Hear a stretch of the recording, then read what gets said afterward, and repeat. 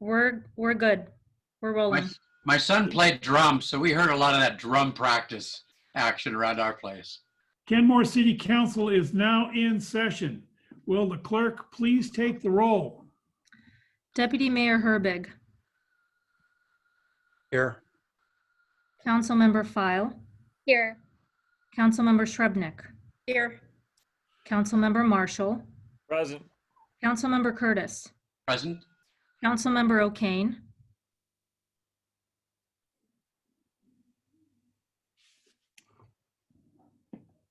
Mayor Baker. Here. All right. If you will all please join me in the flag salute. I pledge allegiance to Allegiance, the flag flag, of the United States of America and to the republic for which it stands, one nation, under God, indivisible, with liberty and justice for all. I will reflect in attendance that Councilmember Melanie O'Kane is also present. Wonderful. Councilmember Shrubnik, thank you for the flag. I think Rob had one too. All right, next item on the agenda is the approval of the agenda. If there are no changes, agenda will stand approved as published. Next item on the agenda is public comments. This is an opportunity to express your views on issues that are important to you and to the community. And we ask that you please limit your comments to 3 minutes, and a timer will be displayed on the screen. Nadia Silver. Hola. First, today is the official day for Dia de los Muertos, and Dia de los Niños Muertos was literally yesterday. So there's that. As you guys know, there's the community ofrenda at the steps of City Hall. I encourage everyone and anyone who wants to interact to interact. There are some simple rules up there so that people can be respectful of other people's practices and other people's spiritual paths and religions. The other thing is Public Health Seattle and Public Health Seattle King County has given $14,000 of Safeway vouchers as part of the FSAP, Financial Stability Action Plan. So that is one person can get $100 each up to 4. So that's a total of $400. And so it's up to 36 low-income LGBTQIA plus in North and South King County. So I've also posted the same information on Kenmore Neighbors. So please go check it out if you are within our community for that and in need. It's really going to help for stocking up like we're supposed to be doing right now. And then a little bit longer was, I noticed in the policy statements, the last paragraph for cannabis products, I have a couple of questions. The first one is, what is increased measures, or what increased measures are being considered or planned? 2, the state, county, and district all have in place laws, penalties, and enforcements. So how do we benefit by adding to what's already been done? I'm a little unfamiliar with that process, so I'm just asking. But presumably, if your concern lies with adult use and this giving ease of access to our youth in their own homes, I will stand as living proof with police records and home searches on those records that this is a non-issue in Kenmore. Statistically, cannabis isn't the leading cause behind drug abuse and drug abuse related crimes. It's the BIPOC marginalized community, AKA a la George Ford, that suffers first and the harshest when these kinds of statements aren't, dissected or fleshed out. And then it just comes right across as gaslighting, whether that was intended or not. So it feels like only boomers would make cannabis an issue at a time when we have larger systemic issues. And if that is the case, please stop beating a dead horse. We got different things to worry about. Thank you. Thank you. Mr. David Morton. Hi, good evening, council members and mayor. I'm David Morton. I live near Redmond. Cadman Materials in Kenmore has a permit to make hot mix asphalt, HMA. PSCAA inspection reports of Cadman show that Cadman uses medium cure cutback asphalt to make warm mix asphalt, WMA.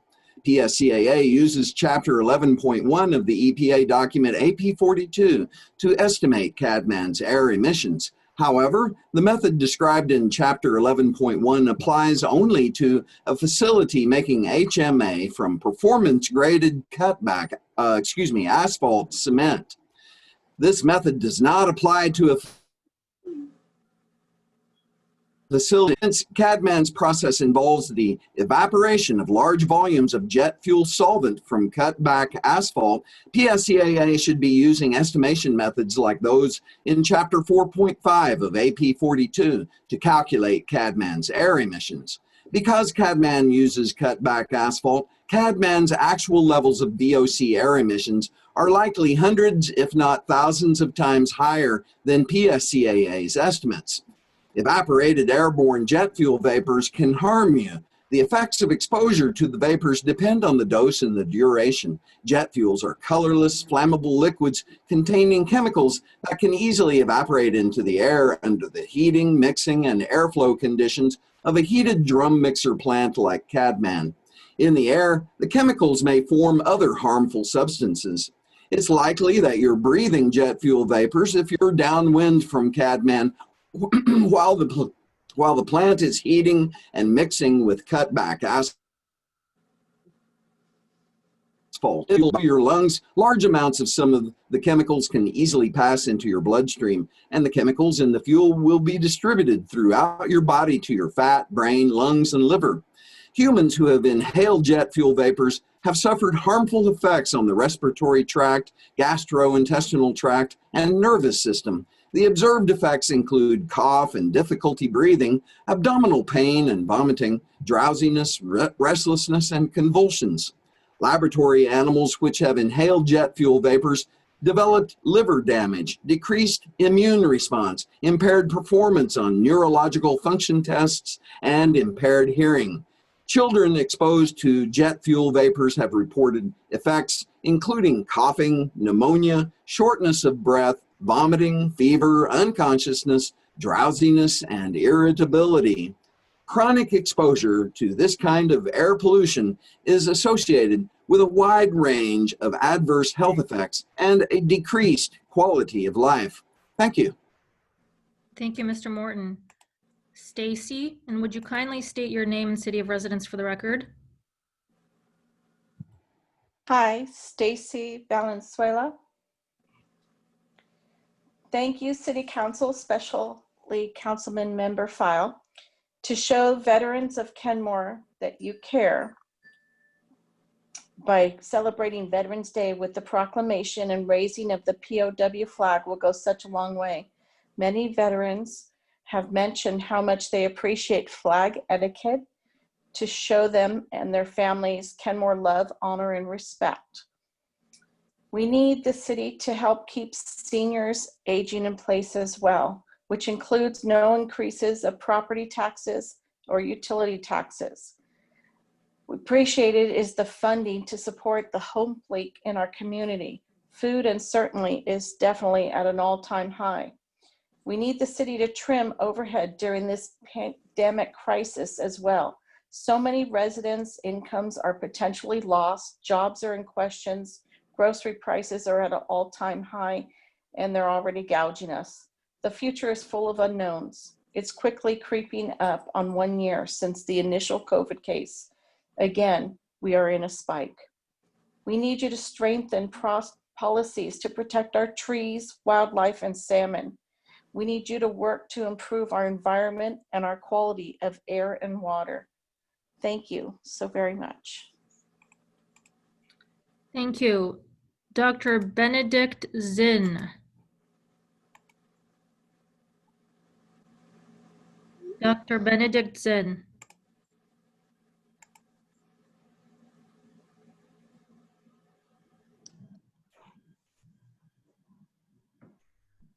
Good evening, Mayor, City Council members, city staff, and members of the Kenmore community.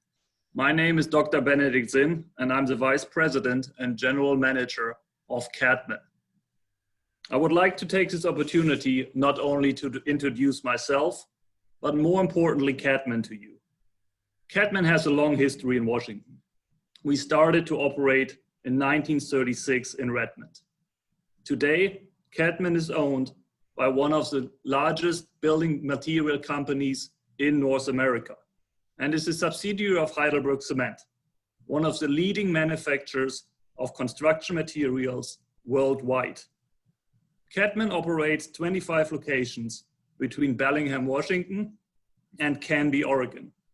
These facilities supply sand, gravel, ready-mix concrete, building materials, and asphalt, while playing a key role in supporting growth and development in these communities.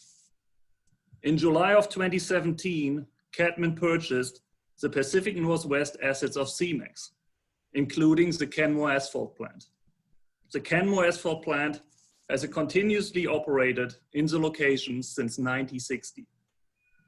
As part of a global leading company, Cadman is committed to operating in a safe and responsible manner and strives to be an active member of the communities. This is reflected in our very ambitious goals that we call our Sustainability Commitments 2030, which are a key part of our global strategy and are aligned with the United Nations Sustainable Development Goals enacted in 2015. Our Sustainability Commitments 2030 require, among other things, all of our facilities to operate as a good neighbor and act with transparency. It is in this spirit that we are speaking today to state our willingness and to have an open dialogue with the City Council and the community on the issues which matter most to you. Cadman acknowledged the questions and concerns voiced by some of the members of the community at previous City Council meetings, and we look forward to engaging with you to provide more information about our operations in the very near future. In this regard, we are currently working on a detailed plan on how to provide information and allow a dialogue with all of you. We will also take time to address and clarify some of the misinformation regarding our operations, which has been presented here. Most importantly, medium cure cutback asphalt is not being used at our facilities. Neither of these statements are true, and we have— Thank you. Your time has expired. permit. Mr. Hendrickson.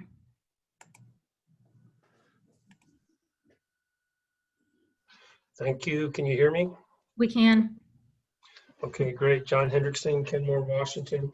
I wanted to follow up from what I was saying last week when I spoke to you guys, that we need a process that is more simplified, has more lucidity to it, that people can understand. When we consultants and we put in a lot of detailed spreadsheets with numbers going every which way, most people aren't going to be able to follow that, and you lose sight of the big picture. And you know, one thing is we only have 7 revenue sources for the city that are material over 200,000 a year. And so if you just do a trial balance with revenue and expenses, you could present this in a much more lucid manner. 2 other things that I think you should do is to help bring sobriety to the process, which we haven't had since we incorporated 20 years ago, is to look at how much the city has been underfunding our road maintenance going all the way back to 2002. And it's millions of dollars, and know what it is over the last 8 years. You should know how much we've been underfunding of what the report, we get a report every 2 years, how much we need to pay to maintain our roads, and how much we have underfunded that expense every year since 2002. Then the second thing you should do to bring lucidity to it is to look at how much it would cost to bring our roads up to a road safety standard. Okay, 500 million, 700 million, a billion, whatever it is. Then when you're making a decision like you're going to vote on tonight to say that we want to go into debt, 6.5 million for a public works facility,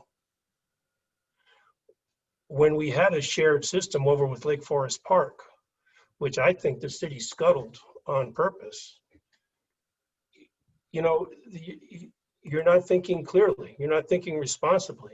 And how many people in Kenmore are going to have to move out because they can't afford this long-term high tax burden that you're imposing on us? Why are we voting for councilmanic bonds of a debt without voter approval? Okay, one thing I will say, in the email today, I said that the funding for the 6.5 million wasn't in the feasibility study, but it was in there. I made a mistake confusing that with waterways and walkways. So, but it's only 239,000. It's an interest rate of 3.6%. I think it's understated. We should be clear with those numbers. Thank you. Thank you, Mr. Hendrickson. I see no further hands raised, although some were raised earlier. All right. Anybody else wishing to speak? Mr. Ken Jones. Ken Jones.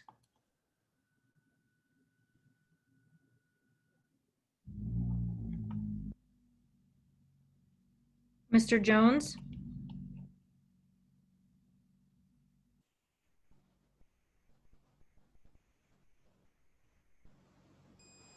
Can you hear me now? Yes. Okay, sorry about that. Somehow I got kicked out. I wanted to also address the policy statement of increased measures to prevent children from accessing cannabis products. As the owner of Theorem Cannabis, the only retail store in Kenmore, I just want to back up and say we strongly support every effort to keep the cannabis product out of the hands of children as well as young adults under the age of 21. You know, my concern with the statement is it's broad, and as Nadia had mentioned earlier, it didn't address specific actions or measures. Again, it's I think one of the starting points is that the community of Kenmore as well as the city council understand what regulations are currently in place. And so I've got, I want to sort of go through what the state already requires to be a licensed processor, which has to do with packaging and labeling, and myself as a retailer. Packaging and labeling is reviewed and approved by the Liquor Cannabis Board. For appearance, similar to products, referring to products that are commonly associated or marketed to persons under the age of 21. They look at color, they look at appearance, similarity in products, and words that refer to products commonly associated with somebody the age of 21. They have ultimate approval and denial of that packaging and appearance. Example, in California, for example, you can buy gummy bears. And that's obviously a product that is attracted to children and marketed to children. The Liquor Control Board is very strict on that. Child-resistant packaging. All packaging that comes into a retail store in edibles and infused products are required to have child-resistant packaging. So nothing leaves the store in that form that it doesn't have that kind of packaging. From the packaging standpoint, anything that is especially appealing to a person under the age of 21 that could contain cartoons, bubble type or other cartoon fonts, design, brand, and the name that resembles a non-cannabis consumer product that is marketed to people under 21, symbols or celebrities are included in that. Images of anyone under the age of 21 is included in that. You know, one of the other requirements that are required on edibles is every edible package has a not for kids symbol. And I don't know if I have it up on a Mr. PDF. Jones, I'm sorry, your time has expired. Oh, Michael Ria. Hello, my name is Michael Ray. I'm a resident of Kenmore. I just wanted to briefly address the comments about Cadman. I celebrate Cadman's desire for transparency. I just wanted to reiterate to the council that transparency is achieved through testing and data. And with that, I'll end my comments since I know we're all going through a lot of collective stress. Thank you for your time and thank you for all you do.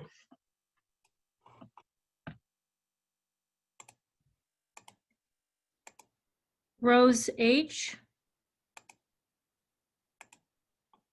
Rose H. Hi, can you hear me? Yes. Hi, my name is Rose Hendricks. I live in Kenmore. I just wanted to call in and say I appreciate that criminal justice reform made it onto the 2021 policy statements. And while I have a minute, I will not take up the full 3 minutes, but I just wanted to remind everyone that protest is a constitutionally protected right under free speech. And I hope everyone is staying well and safe in this very stressful time. Vote, wear a mask, get a flu shot. That's all I got to say. Thank you for your time. Thank you, Rose. I see no further hands at this time. Anybody else wishing to be heard? If not, thank you all for your comments. We appreciate hearing from you. A lot of the issues will be under discussion tonight, and we thank you again for participating in the public process. Next item on the agenda is a presentation. Fire District Consolidation presented by Interim Chief Greg Ahern and Deputy Chief Doug McDonald. This is really for discussion. So anyway, Chief, please. Mayor Baker, council members, and city staff, and those listening in the audience, good evening. My name is Greg Ahern. I'm the interim fire chief of the North Shore Fire Department. I've been serving in the role since February 29th of this year, just before acting Fire Chief Eric Magnuson retired from the district. With me this evening is North Shore's new Deputy Chief, Deputy Chief Doug McDonald. Chief McDonald started with the North Shore Fire Department back on September 11th of this year, and is most certainly a welcome addition to our staff. We greatly appreciate the opportunity to come before you this evening to give you a presentation and an update on some consolidation discussions that we're having with Woodinville Fire and Rescue. And I have a quick PowerPoint that we would like to go through, as well as answering any questions that council may have.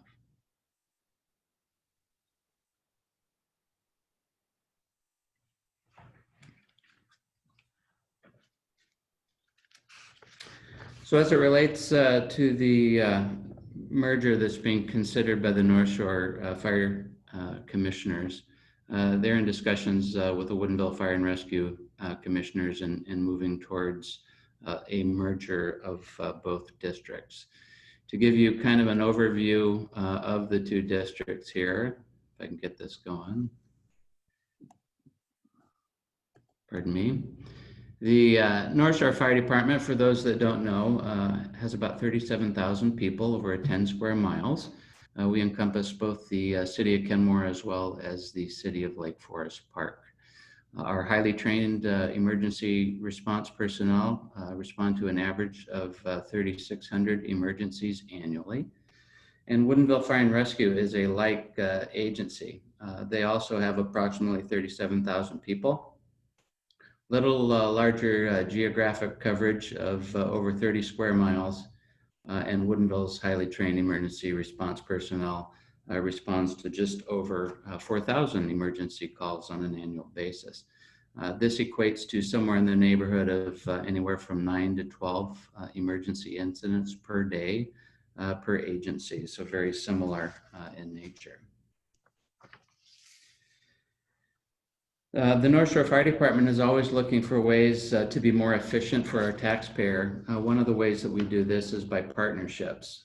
As you may know, throughout both King and Snohomish counties, smaller fire agencies are partnering together with other agencies to provide residents with a better service at a more cost-efficient manner. This is true to the North Shore Fire Department as well as Woodinville Fire and Rescue. We have this partnership. We are currently sharing a number of services. First and foremost, in March of this year, we entered into the North King County Training Consortium. It's a consortium of the North Shore Fire Department, the Bothell Fire Department, Woodinville Fire and Rescue, and the Shoreline Fire Department. And it is headquartered at North Shore Fire Station 51 in the city of Kenmore. We're also sharing administrative positions between the two agencies, both my position as Fire Chief, Deputy Chief McDonald, as well as our Chief Administrative Officer, Joan Montegary. And our joint departments include the sharing of services through finance, human resources, IT, and also payroll. In addition, the size of the agencies are important. The research that we found is merging like agencies have more successful outcomes, and we feel very strongly that this is the case between North Shore and Woodinville Fire and Rescue. Equally, if not more important, is the financial philosophies of both agencies. So in this case, both North Shore and Woodinville are funded through the emergency services through a fire levy as well as a fire benefit charge. The Board of Fire Commissioners of both North Shore and Woodinville share the same responsible fiscal policies. And the reserve funding is also very important. Both agencies maintain a strong reserve fund to pay cash for capital items. A great example of this is we have just purchased 2 brand new fire engines that are due to be here probably at the end of November. We hope to place both of those new engines in service at Station 51 in Kenmore and Station 57 in Lake Forest Park just after the first of the year. This obviously saves the taxpayers money instead of financing these purchases through either a bond or some type of a loan. So the same financial culture is incredibly important, and both North Shore and Woodinville share in that same philosophy. As far as what we both do, we do fire suppression. Emergency medical services is a great example of something that we spend about 80% of our time doing. About 80% of our calls, plus or minus, depending upon the year, is delivering emergency medical services. We both provide technical rescue, which I'll speak about here a little bit more in a minute, as well as a community risk reduction, which is our fire prevention activities. City of Kenmore and City of Lake Forest Park are great partners in our community stakeholders, as we like to look at them, as we look out for those community risk reduction activities. Another great example of a wonderful consolidation of programs is the NEMCO Emergency Management Coalition. Mr. Carl Lunak and company do a great job. As a partner in the North Shore Fire Department, we feel very strongly that this is a great program that's been in place for a number of years. It also includes the City of Kenmore, City of Lake Forest Park, and the North Shore Utility District. As far as community events go, again, we feel very strongly that a merger of the two agencies will only enhance our community events and our community involvement in our outwardly facing programs that we offer and that we partner with different agencies on. Speak a little bit about technical rescue. For those that may not be aware, technical rescue is a higher level of training that we put our firefighters through to answer a number of different rescue types. One of them, very familiar to the City of Kenmore and Lake Forest Park, is water rescue. With Lake Washington and the Sammamish River, there's a fairly significant exposure as it relates to that, and we have highly trained people to provide that service.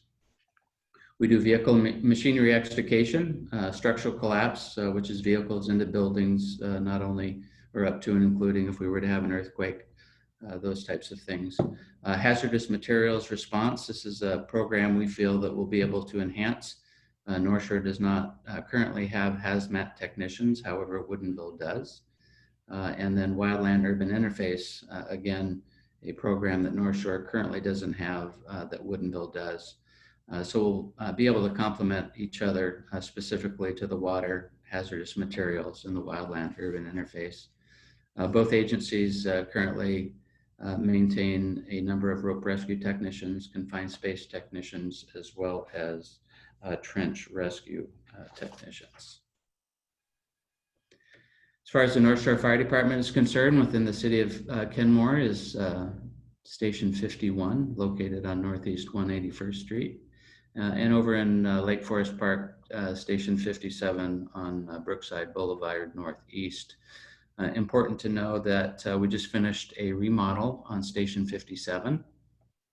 Primarily, the whole inside was redone. We spent just under $1 million to really make it a brand new station. And we did so in paying those monies out of our facilities reserve account. So there was no additional taxpayer money used for that on top of what we normally have. As it relates to Woodinville Fire and Rescue, Station 31 is in downtown Woodinville next to the Woodinville Post Office. City of Woodinville is approximately 6 square miles. And then Woodinville's other two stations, Stations 31 and 33, are out in unincorporated King County and services the area roughly 24 additional square miles and goes out to the Sammamish River Valley. Both the North Shore Board of Fire Commissioners as well as Woodinville Fire and Rescue Commissioners feel very strongly that merging our fire districts will improve the service for our residents as well as our businesses. Some of these improvements include that both agencies are very strong operationally and financially. This is incredibly important when we're looking at partnerships. The merging of the two agencies would maintain the same number of emergency personnel, but allow better deployment of those personnel. And that's critically important to Deputy Chief McDonald's area of expertise. We believe that there are cost savings in bringing the two agencies together. One example of that is a cost savings in overtime, where we might have one person in Woodinville today and we have a sick call or a disability in North Shore. We'd be able to share the personnel and reduce our overall overtime costs. We also believe that this provides an improved emergency response for both communities by blending both agencies and the subject matter experts within those agencies and spreading that out over the new jurisdiction. Each agency also owns specialized apparatus and equipment that we could share depending upon types of emergencies that we respond on. And then the benefits that we'll recognize when responding to emergencies is we'll have a higher level of training to be able to provide that to the citizens of what would be the new district. Some additional added benefits of merging will better training opportunities for our firefighters, stronger fire prevention programs in our local schools, and more community engagement. We strongly believe that we'll be able to expand and diversify those community engagements, as well as our community risk reduction or fire prevention activities. The other added benefit to a merged districts is the economies of scale in purchasing the goods and services. What we really feel strongly about is that we know that merging the two agencies will have a benefit for the current North Shore residents, as we'll be better and stronger together. The one item that Chief McDonald and I wanted to emphasize is that you're not going to see a major change. This is still going to be your local fire department. It's going to have the same personnel on fire stations responding to emergency incidents. We're going to have an elected board of fire commissioners that will remain, although it will get smaller over time if the merger was successful. And we have a high level of highly trained professional and compassionate firefighters that are going to continue to serve the citizens of Kenmore and Lake Forest Park. We also believe very strong that our involvement in our community will only be enhanced as we bring the two agencies together. So as far as the North Shore and Woodinville taxpayers, we firmly believe that they will pay less for emergency services versus standing alone into the future. So we believe that there's likely going to be cost savings for the taxpayers in both communities. Information is going to be shared on this when we get additional data from King County later this fall. We are going before the North Shore Commissioners tomorrow evening for our 2021 budget. So we'll have that solidified. This is something that we will be able to talk more about in the coming weeks or within a month, I would estimate. And at the end of the day, there's also a bond within the North Shore Fire Department currently that was taken out to build North Shore's Fire Station 51 as well as its training facility. In 2020, our bond is $10.5 million. That's the remaining balance. And we have bond payments scheduled out through 2027. So the combined boards of Woodinville and North Shore believe that when we bring the agencies together, that the resources will be available to start to help offset or pay down that bond with the potential of paying that off earlier. When you do merge two districts, the associated bond debt stays with the agency. So in this case, the North Shore bond would stay with the citizens of the North Shore Fire Department. Woodinville currently does not have any debt whatsoever.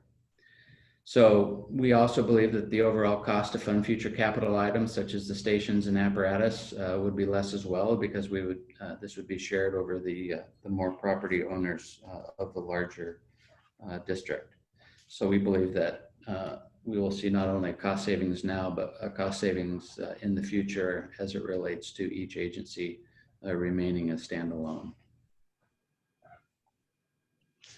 As far as the timeline on what we're looking at, we have a joint meeting as well tomorrow evening of the Board of Commissioners of North Shore and Woodinville Fire and Rescue. And we hope to get to a point where we can put the measure on forward, I should say moving forward, because we really are interested in community engagement. And how you would know that we would get that out, we would obviously contact the citizens of the district through local paper, Kenmore, Bothell Reporter, social media, news releases, etc. Because it's very important for the district to have the support of the North Shore voters. We want to hear their concerns and any questions that they may have. A merger would likely result in the North Shore Fire Department merging into Woodinville Fire and Rescue, at which point we would come up with a new name for the new agencies that's reflective of the communities in which we serve.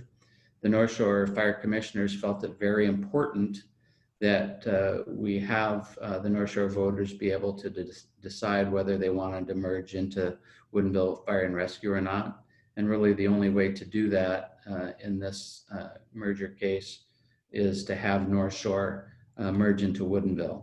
The North Shore voters would choose whether they wanted to or not, and then the Woodinville voters would not have any vote on the ballot. We have targeted an April 27th, 2021 ballot measure, pending the commissioners put it on forward to the ballot. And our last day for the North Shore to file a resolution is in February 26th for that April ballot measure. We hope to have a decision made in the coming weeks on that, so we can get out and do our community education campaign to make sure that we hear from everyone that's involved. And we've also targeted a formal merger date, if approved by the voters and put on the ballot by the North Shore Commissioners, of a July 1st plus or minus date for the two agencies to be fully merged. So with that, that ends my presentation this evening. I am more than happy to take any questions that the council members may have. Chief McDonald is here as well to answer any questions And then the contact information is up on the screen in the event that you'd like to either call me or email me if you prefer that. So, Do we have any questions? Deputy Mayor. Thank you for coming here and presenting. My main question is just, are there any other districts in the state where you're bifurcated the way that Woodinville and North Shore would be? I mean, you're not physically connected. Is there any other examples of that throughout the state, or would this be a first? you know, I cannot answer that. There's none that I'm aware of in the King or Snohomish County region.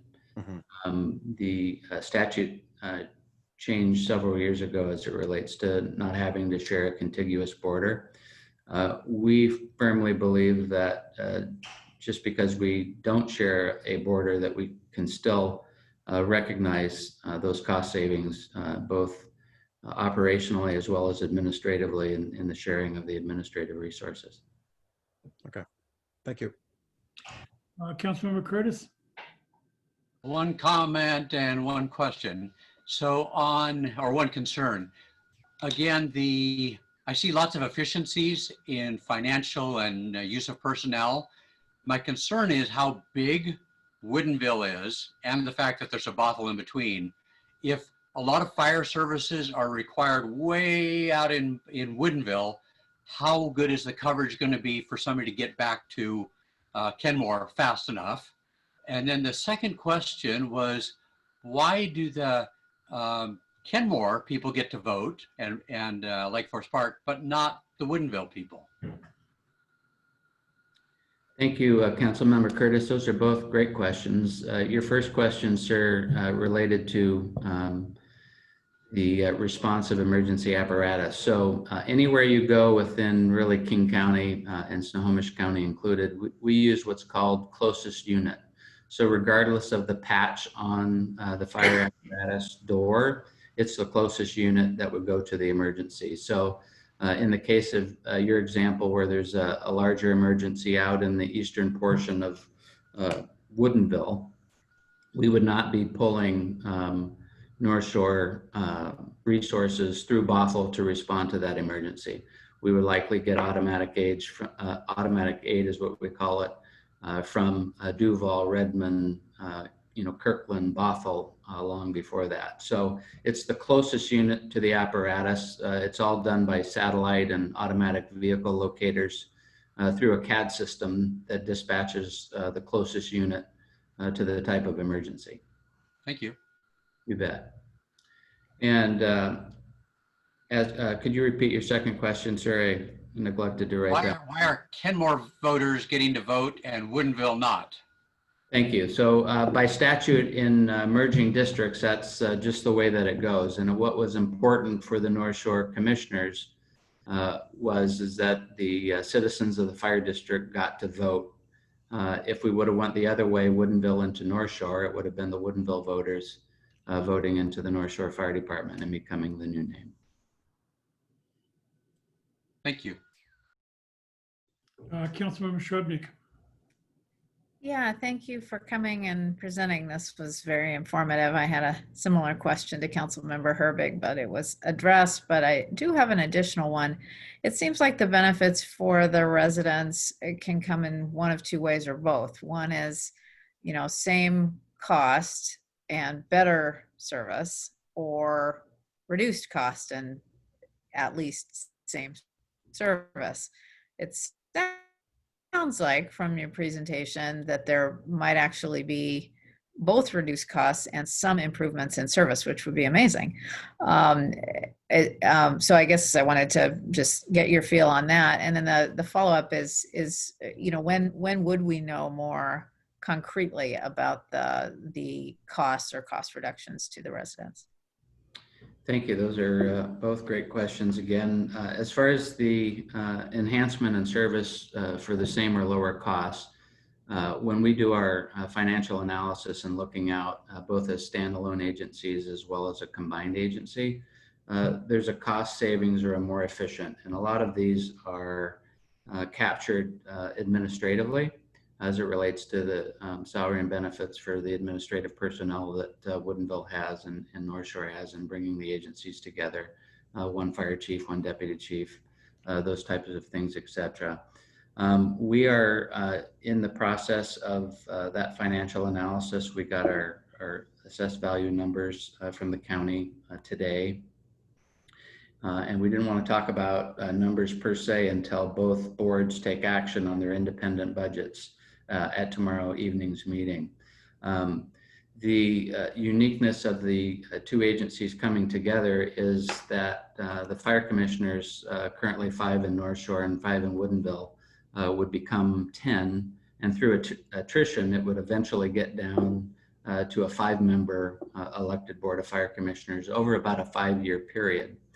But the agency, if the voters approved to be one, would in essence be the governing board. So even though they can't make decisions for an agency that doesn't exist yet, we have looked at the financial resources of both North Shore and Woodinville and bringing those together primarily in the reserve funds and the monies that we have saved up for expenditures for our future needs. And the commissioners have identified the ability to help offset some of the bond debt currently in North Shore.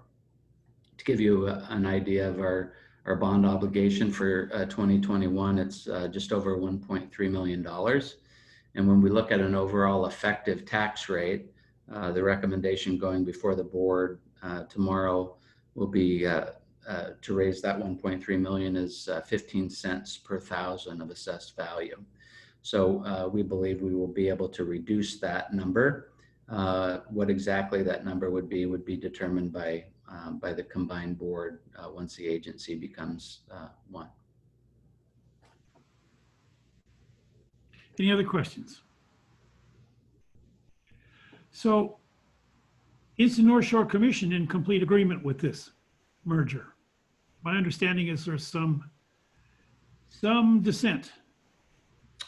I would offer that there was a vote to move in the direction of the merger, although a final action hasn't been taken. There was, I would offer, some good and healthy debate, but we are seeing that the board members are supporting the effort in moving forward with this. We've started kind of parallel tracks as it relates to getting to an answer to actually put the ballot measure on the April ballot. And that there are a number of things we have to do with the Boundary Review Board in order to satisfy that before the ballot measure could actually be put to the voters. So we're seeing support in that. We've got a number of different committees, both at the commission level, as well as fire department administration, and labor is involved in that too. So I think we're on a good path in moving forward. I'm quite concerned about the distance between Woodinville and Lake Forest Park in Kenmore.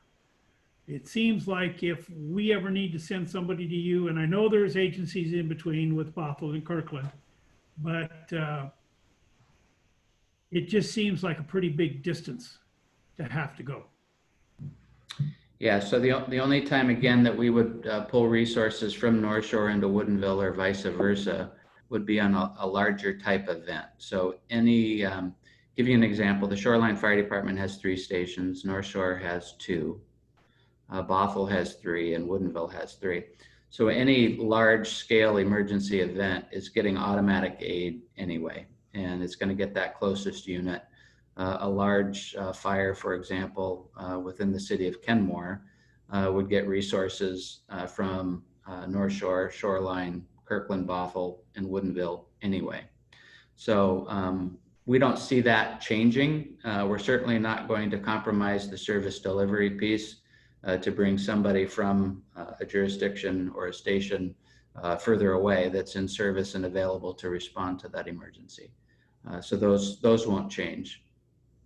Isn't it highly unusual for a much smaller jurisdiction to merge and take control over some entity that is at least twice your size, if not more? As far as the area in which we serve, sir? Oh, no, the population in which you serve. So the population between North Shore and Woodinville are very comparable, just roughly 37,000 people. The square mileage is different. So the North Shore Fire Department being more dense, servicing 10 square miles with 37,000 people. Woodinville services 30 square miles, servicing 37,000 people. Your population is listed as 13,000. So that, sir, is within the city of Woodinville. So Woodinville Fire and Rescue currently serves the city of Woodinville. City of Woodinville annexed into the fire district back in the early 90s, shortly after its incorporation. And then we have 24 square miles, the balance of the district, in unincorporated King County. So how does the county feel about this merger? Well, we are in the midst of putting together our communications plan to start reaching out. This is a great example of that, to come and brief council. We owe the city council of both Lake Forest Park and Woodinville an opportunity, a presentation that's forthcoming. And we're also reaching out to the King County Council, the representatives that service that area. Okay, any other questions? Thank you.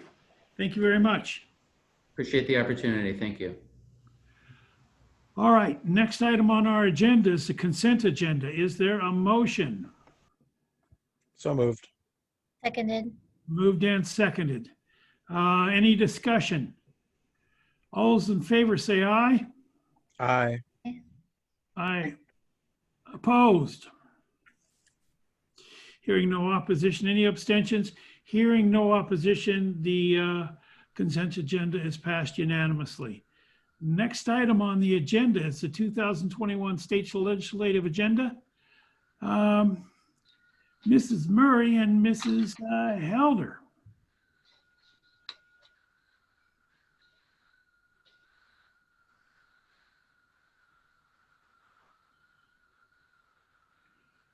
Looks like we have a Mr. Jones with us instead of a Mrs. Helder. Yeah, we need Shelley. Yeah. So, you're on. There she is. There she is. Good evening, Mayor and Council. I am Shelley Helder, your State Government Affairs Consultant. And of course, I'm joined this evening by Brianna Murray, Vice President at Gordon Thomas Honeywell Government Affairs. And together we are the city's representation in Olympia. And we've had the pleasure of working with the city for several years now, and we're looking forward to the upcoming year and the 2021 legislative session. So I'm going to turn it over to Brianna to kick things off, and I'm going to pull up our slide deck here. Wonderful. Thank you, Shelley. So we have several things to cover with you this evening. We're going to start with some background on the 2021 legislative session and what we are anticipating. And then we're going to go over the legislative agenda development and review the draft legislative priorities and get your feedback and discussion on those draft priorities in hopes that you all can approve them either this evening or at one of your one of the council meetings in November. So I think, Shelley, if you want to advance the slide deck, one more slide. So we'll start with the background on what to expect during the 2021 legislative session.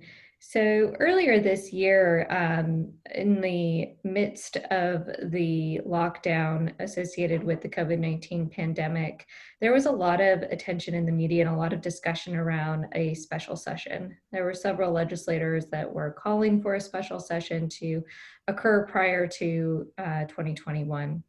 At this point, a special session looks very unlikely. The state revenue situation has improved somewhat than what was originally forecasted, and legislators have generally agreed that they can wait until January 11th to come in for the regular legislative session. So we are expecting the regular legislative session to start on time, and it is a long legislative session scheduled to last 105 days. It is the first year of the 2-year biennium, and as such, it is a budget year. The biggest thing that will be different about this upcoming session is that the format of the session is likely to be virtual or partially virtual.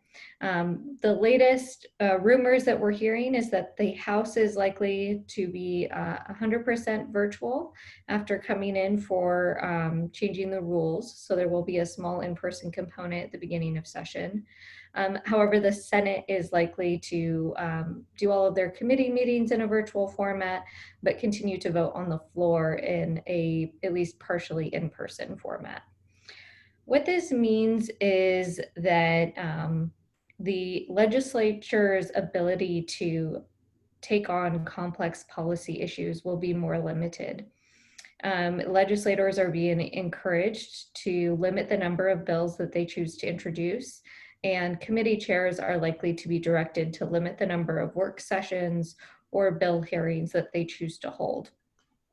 And the bills that are likely to advance in the upcoming session are going to be those that have agreed upon consensus amongst stakeholders well before the beginning of the legislative session on January 11th.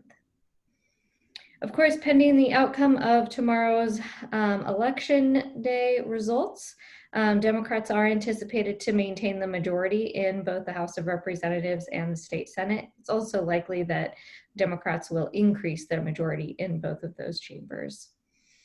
As a budget year, a lot of attention will be given to the operating, capital, and transportation budgets. In 2 of those 3 budgets, we're looking at revenue shortfalls, which we'll go into a little bit more detail shortly.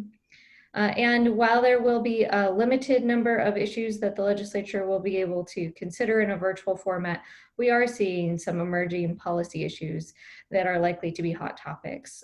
For example, police reform, racial equity proposals, a great deal of discussion around affordable housing and rental assistance, particularly in light of the eviction moratoria that's currently in place. So we're tracking all of those policy issues closely, and even with a limited number of bills per legislator, there are 149 legislators, and if they all introduce 2 or 3, that's still a fair number of proposals. I want to spend a little bit more time talking about the budgets because it is a budget year. As you may remember, the state has 3 different budgets: an operating budget, a capital budget, and a transportation budget. That is distinctly different than what you all do at the city level, where you combine capital and transportation into a single budget. The legislature separates those 2 out. The operating budget funds all state agency operations. This is the budget that you're most likely to read about in your local paper. It's the one that we've been seeing over the summer months that the budget was facing a significant revenue shortfall. In the midst of the pandemic, that shortfall was anticipated to be as large as $7 billion over the next 4 years. Fortunately, the last revenue forecast was a bit more optimistic, so that shortfall is down to $4 billion over the next 4 years. One of the primary reasons the legislature is not convening for a special session in advance of January is because many legislators would like to wait and see what the federal government does as far as allocating another round of federal assistance. So they're going to wait for the federal government to act or make a decision on whether or not they will act as part of their efforts to balance the revenue shortfall within the operating budget. Additionally, the operating budget has a rainy day fund that has approximately $3 billion included within it. So there will be some discussion over whether to utilize that rainy day fund and to what extent. Legislators, particularly in the Democrat Party, are indicating that they do not want to do an all budget cuts approach to the operating budget, that they would instead prefer to look at new revenue sources or revenue reform. So we are expecting the discussion around the operating budget to be one of both budget cuts as well as new revenue or changes in state revenue, including things like a capital gains tax, an income tax, statewide payroll tax, And then there's a fair amount of discussion around an increase in sin taxes, such as liquor tax and marijuana tax. The second budget is the capital budget. This is the only of the three budgets that is not facing a revenue shortfall. The capital budget is funded with bonds that are taken out against the operating budget. A percentage of the operating budget each year is dedicated to paying back these bonds. The capital budget is anticipated to be $2.5 to $3 billion. There's been a lot of discussion about utilizing the capital budget to spur the economy in light of the pandemic and putting people back to work. There's also a pretty strong emphasis on wanting to fund capital improvements that will support vulnerable populations, in large part low-income housing and shelters. This is the budget that the city has received funds from in the past and is the biggest opportunity for securing funding for city priorities this upcoming session. The third budget is the transportation budget. This is a budget that's largely funded with gas tax revenues and as such, it is facing a fairly significant revenue shortfall. Throughout COVID-19, we've seen a reduction in gas tax revenues and toll revenues going into this budget. A few weeks ago, the Washington State Supreme Court struck down Initiative 976, which had limited car tab revenue for the state as well as local jurisdictions. That improves the financial situation within the transportation budget, but even with that car tab revenue, the transportation budget is likely to be facing a fairly significant revenue shortfall. In light of that, discussions have been occurring around the development of the next transportation revenue package. Those discussions began in 2019. They continued throughout the 2020 legislative session, and particularly in the House, they have occurred throughout these interim months. And we're expecting a fairly robust discussion in 2021 around transportation revenues moving forward. And just to note that increasingly the discussion around transportation revenue is being linked to climate policy, specifically a state low carbon fuel standard, or looking at a state cap and trade and or carbon tax in order to fund transportation. So those two issues are increasingly being interwoven. That's an overview of the three budgets. So it's helpful to keep that in mind as we transition to talking about your legislative priorities. We have a few pieces of guidance before I'll turn it over to Shelley to go through the draft agenda before you. The first is that in light of a virtual legislative session, we are strongly encouraging you to keep your legislative agenda hyper-focused on 4 to 6 top priority issues. It's going to be much harder to get legislators' attention and to get them their bandwidth to carry and advance a lot of issues is going to be far more limited. So it's important that we remain very focused this next session. That being said, we are anticipating that there will still be hundreds of bills introduced. So we have the policy statements document included that helps guide us on the many other sort of second tier legislative issues that the city would like to weigh in on. Encourage you to focus your funding requests on the capital budget where there is a funding opportunity this session, and on the transportation revenue package discussions where there is a funding opportunity in the long run. And we encourage you to focus on issues that are specific to the city. We can be most impactful on areas and policy areas where the city is serving as a leading voice. And we encourage you to be consistent with previous legislative agendas. It oftentimes takes several years to accomplish a legislative objective. So it's important that we build on our previous efforts as we move from year to year. So with that as background on what to expect this upcoming session and some guidance from us, I will turn it over to Shelley to review the draft legislative priorities document in front of you. Great, thanks, Brianna. So I'm going to walk through each of the proposed legislative priorities as listed on the city's draft legislative agenda, and you can find that document in your council packet. I'm going to briefly describe each of the priorities, and then we'll open it up for questions and discussion. So the first item on the draft legislative agenda is a capital budget request for $900,000 for improvements at Squires Landing. And as you all know, the Squires Landing improvements are one of the projects that are partially funded through the Walkways and Waterways bond measure. In 2019, the city was awarded $500,000 through the Aquatic Land Enhancement Account, which is a competitive grant program funded through the state's capital budget. Senator Frocht was crucial in securing ample funding for that grant program so that the city's project was funded. The total cost for improvements at Squires Landing is roughly $8.2 million. And this $900,000 request would be the final amount needed to fully fund the project. And I note that because anytime a capital budget request allows the state to be the last dollar in, the project competes better amongst other capital budget requests.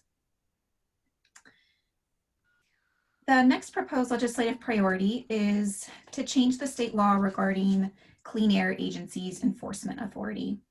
And this is directly prompted by communities, the Kenmore community's ongoing concern with odors near the Burke-Gilman Trail. And this will require the city to initiate legislation and actively work to advance it through the legislative process. Representative Jerry Paulette has been very engaged in this effort and has already agreed to be the sponsor for the legislation. We have also been coordinating with the Puget Sound Clean Air Agency, who has agreed to partner with the city in advancing the bill.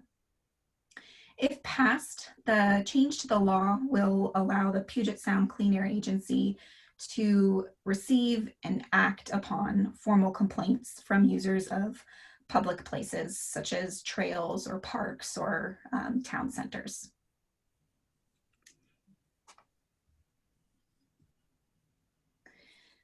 So as Brianna mentioned, we anticipate continued discussions around the development of a transportation revenue package.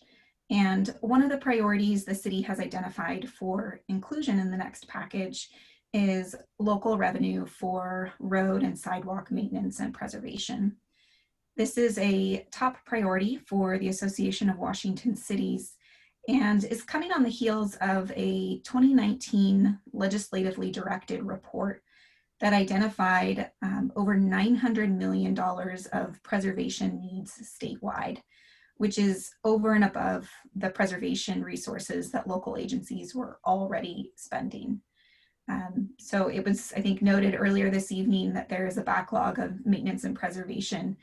Kenmore is not alone in that need. For this priority, we would support either a direct distribution of new revenue to local governments or additional local option tools for cities to use based on their needs. And then the next item on the list is similar, but this priority specifically calls out the need for $5 million for replacement of the sidewalks along 61st Avenue Northeast. This is a project that requires resources beyond the city's capacity to fund, and there are limited grant programs available for replacement of existing sidewalks. There are some programs that exist for creating new sidewalks, but very limited for maintaining and preserving existing. The goal of this request would be that a new transportation package includes a grant program for this specific type of project, or that there would be a specific appropriation for the 61st Avenue sidewalk replacement.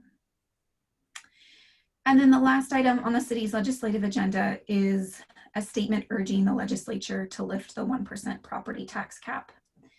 This remains a challenging issue to advance. It's been an item that's been on the city's legislative agenda for several years and has been an Association of Washington Cities priority as well.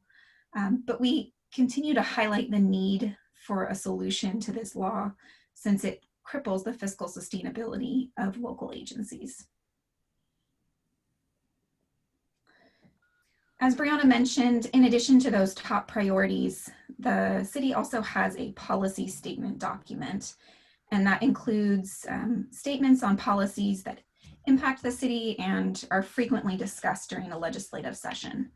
So these statements allow the city to weigh in support or with concerns on legislation that's being considered during the session. Since the legislative session is fast-paced, it makes sure that we are nimble and we are engaged as these bills are being considered.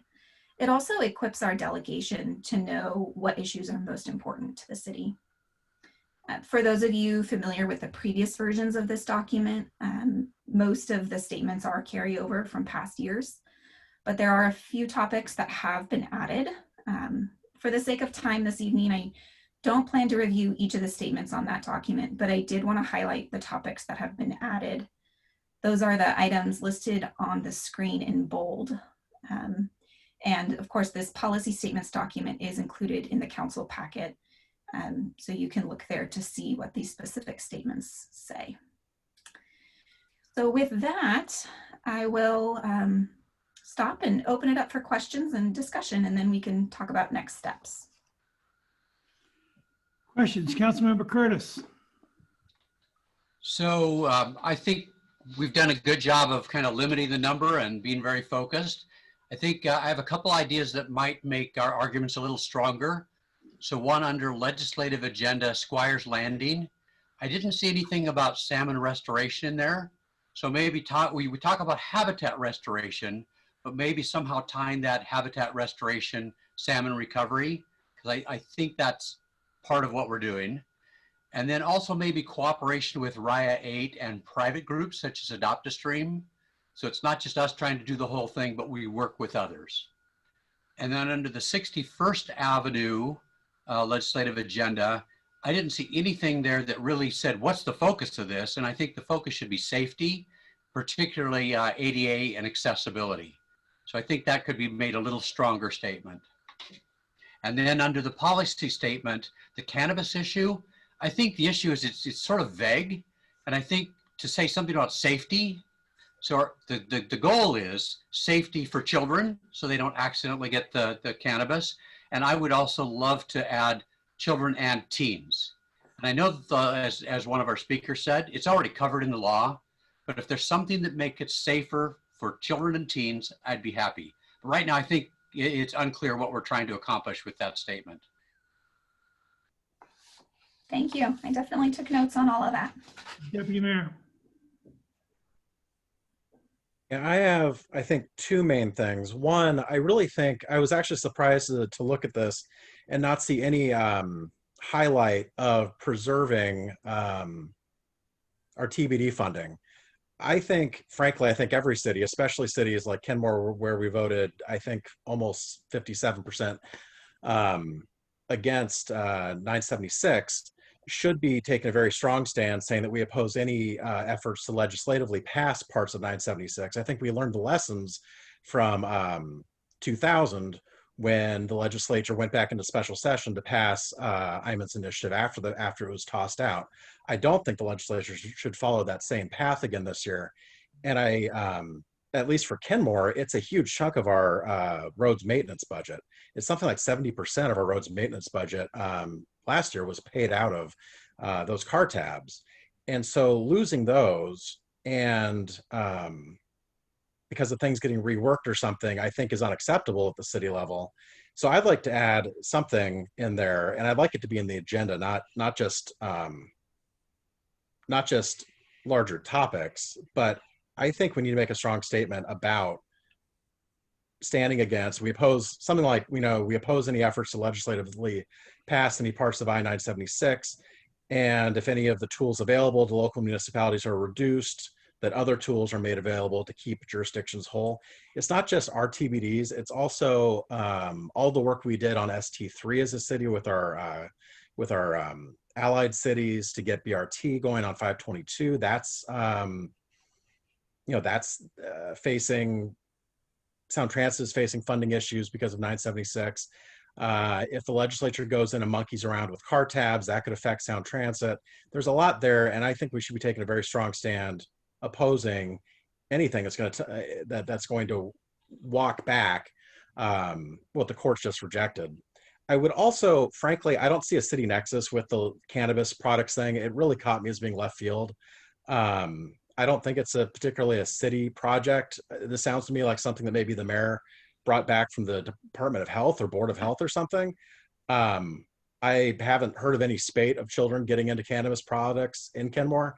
And I just think that this is way far afield from what we normally advocate for. And I would be very happy to have that one removed because I just don't see a nexus with the rest of our city business. It catches me as being pretty confusing. So those are my 2 notes. Councilmember File. Thank you. You know, I support my fellow colleagues in what they've already presented forward on some of these legislative proposals. And like my fellow council member, Deputy Mayor Nigel Haerbeck, I'm going to recommend that we actually remove the cannabis product policy statement. It doesn't make logical sense or reason. We have really tough laws in our state that adequately address this issue. And moreover, when you talk to the American Academy of Pediatrics Washington State chapter, they're very clear on this. This is about ensuring that access is up and out of the reach of children. This is about patient education, and it's about consultation, and it's a good example of why we have programs with our King County Sheriff's Office, like the Home Pharmacy Lockbox program that we can instruct here in our community. So this is a left field kind of issue. We already have laws that are very strict in our state that touch upon packaging, tamper-resistant packaging, child-resistant packaging, the not for children red hand sticker. I mean, I don't know what more we could do on this issue other than work on the people who supply children who are over age and recreational use.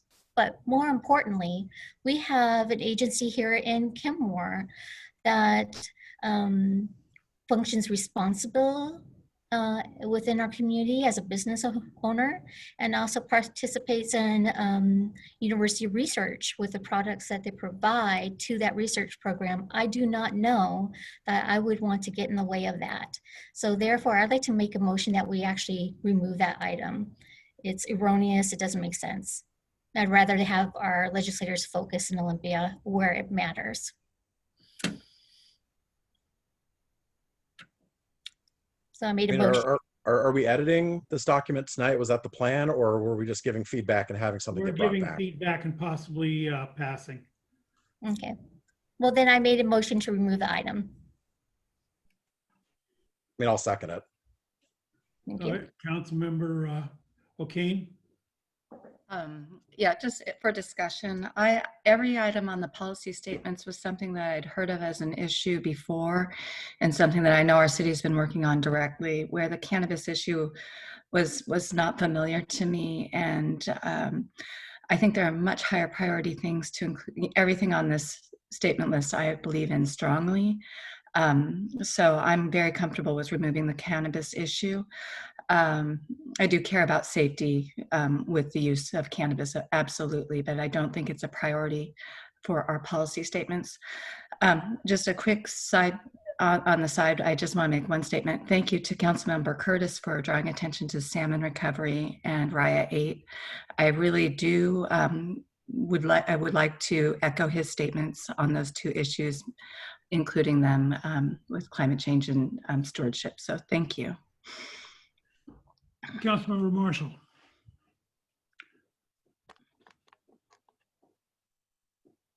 Councilmember Marshall? No, you had your hand up. Okay. Can Councilmember Anastasia unmute Councilmember Marshall on her side? I can't. I can only ask him to unmute. Oh. But But Councilmember Marshall, can you leave the meeting and jump back in? Could he do the audio through his phone? Because there's call-in instructions and The cursor worked there we at go. last. You Thank got you. it. Oh my gosh, that was a cursor freeze of stupendous proportions. I've got to say, I absolutely agree with Councilmember Curtis on at least keeping the cannabis statement as part of the policy. There was a recent hospitalization of a young person with some items labeled as candy, and that's a teenager. And I think that there's a lot of this stuff that is aimed at teenagers. Absolutely, I'm positive, not our local merchants at all. But yeah, it's aimed and targeted, and I'm very concerned about it. I think this is a nexus with our city business in terms of expressing our concerns for safety of children and teenagers whose brains are actually very susceptible to totally out of line changes, for a non-scientific medical terms, when they're teenagers, to things like cannabis, alcohol, et cetera. So, and I'm very concerned about the recent hospitalization. Thanks. Anybody else wishing to be heard? Yes, Councilmember Shrubnik.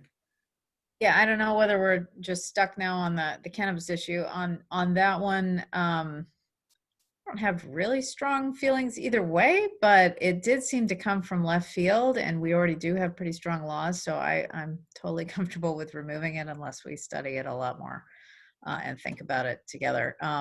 So that would be my preference on that. But I actually did have something entirely different, and I don't know what Well, our we do have a process- motion on the table, so let's go ahead and.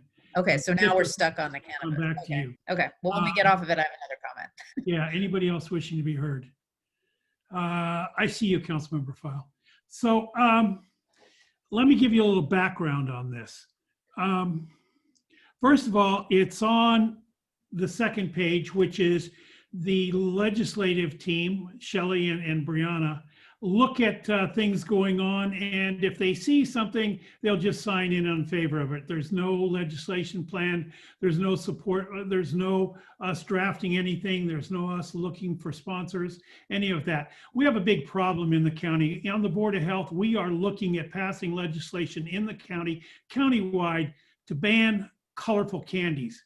There's two examples that came through from the Cannabis Board that approved the packaging, and by packaging, I mean the paper bag. There was one with chocolate chip cookies and a glass of milk, very attractive to a 3 and 4-year-old. The other is brightly colored jelly beans and gummy bears. Those appeal directly to kids. Poison control has been in front of the Board of Health numerous times. They get 3 and 4 calls a week from parents leaving jelly beans and gummy bears laying around that little 3 and 4-year-olds will pick up and eat because they're familiar with it as candy and they love it. And the same thing with chocolate chip cookies. We get nurses in from Children's Hospital. And as Milton Curtis knows, brains are developing up until the mid to late teens. And so to have little kids overdosing on colorful jelly beans is just something that's highly preventable. And so therefore, like I said, the county's looking at passing legislation to ban bright colored candies in the county because the paper bag is not the issue. The presentation of the product is the issue. So that's why it's there, to help get rid of a problem with a number of kids every week being poisoned. So if you want to take it out, that's great.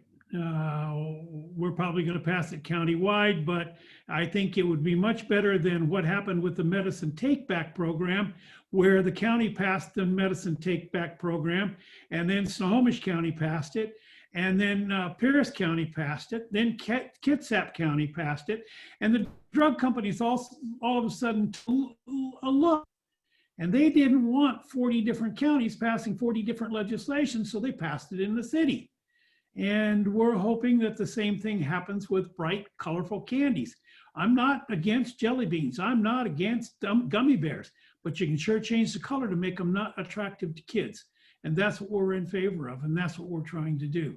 So, fine. I mean, it's whatever anybody wants to do. Anybody else wishing to be heard the first time? Councilmember File. Just to wrap this up with, I have great trust in the Washington State chapter of American Academy of Pediatrics and their faith in the laws that we have already passed in our state and our county is pretty strong. I know that our state is very strong on anti-targeted youth packaging, and it's really hard to find anything like that. I know of the case that Councilmember Joe Marshall mentioned. Those types of products are usually brought in from across the Canadian border or out of state. And so Northwest HIDTA, High Intensity Drug Trafficking Agency, monitors and follows those cases. So we have to work with reality. What is inside our state and where is the issue? Like Mayor Baker says, the problem is within the home. And that's, again, falls back onto what our pediatrics are telling us. They need patient education, how to properly store your medications up and out of the reach of children. That's consultation when you disperse of the marijuana-based medication and how to safely store, and working together with our police chief in coordination with our sheriff on home pharmacy lock boxes. So let's deal with reality and move forward. So I agree with you. Let's deal with reality. The 5 or more cases every week that get called into King County Poison Control. Kids getting into brightly colored jelly beans and gummy bears. That's reality. This is not time for debate, Mayor Baker, so point of Exactly order. what it's Thank time you. for. There's a motion on the table. Mhm. All right. There is a motion on the table. Anybody else wishing to be heard? Yes, Councilmember O'King. Turn your mic on. There, I realized I could do it just with my touch screen. I was looking for my mouse, forgive me. I do think that safety with cannabis is something that is important, but for our policy statements, I don't think it's a priority for our city. I think this will probably be passed by the county, and I think that will be a good thing. But as far as something that I think that the city needs to be speaking up on, I would prefer to remove it from our list because everything else is a big issue that I can see. So and so I just wanted to share that. Thank you. All right, anybody else? So the motions in front of us is to remove the cannabis from the legislative agenda. Clerk, please take the roll. Mayor Baker, No. Councilmember O'Kane, Yes. Councilmember Curtis, No. Councilmember Marshall, No. Councilmember Shrubnik, Yes. Councilmember File, Yes. Deputy Mayor Herbig. Yes.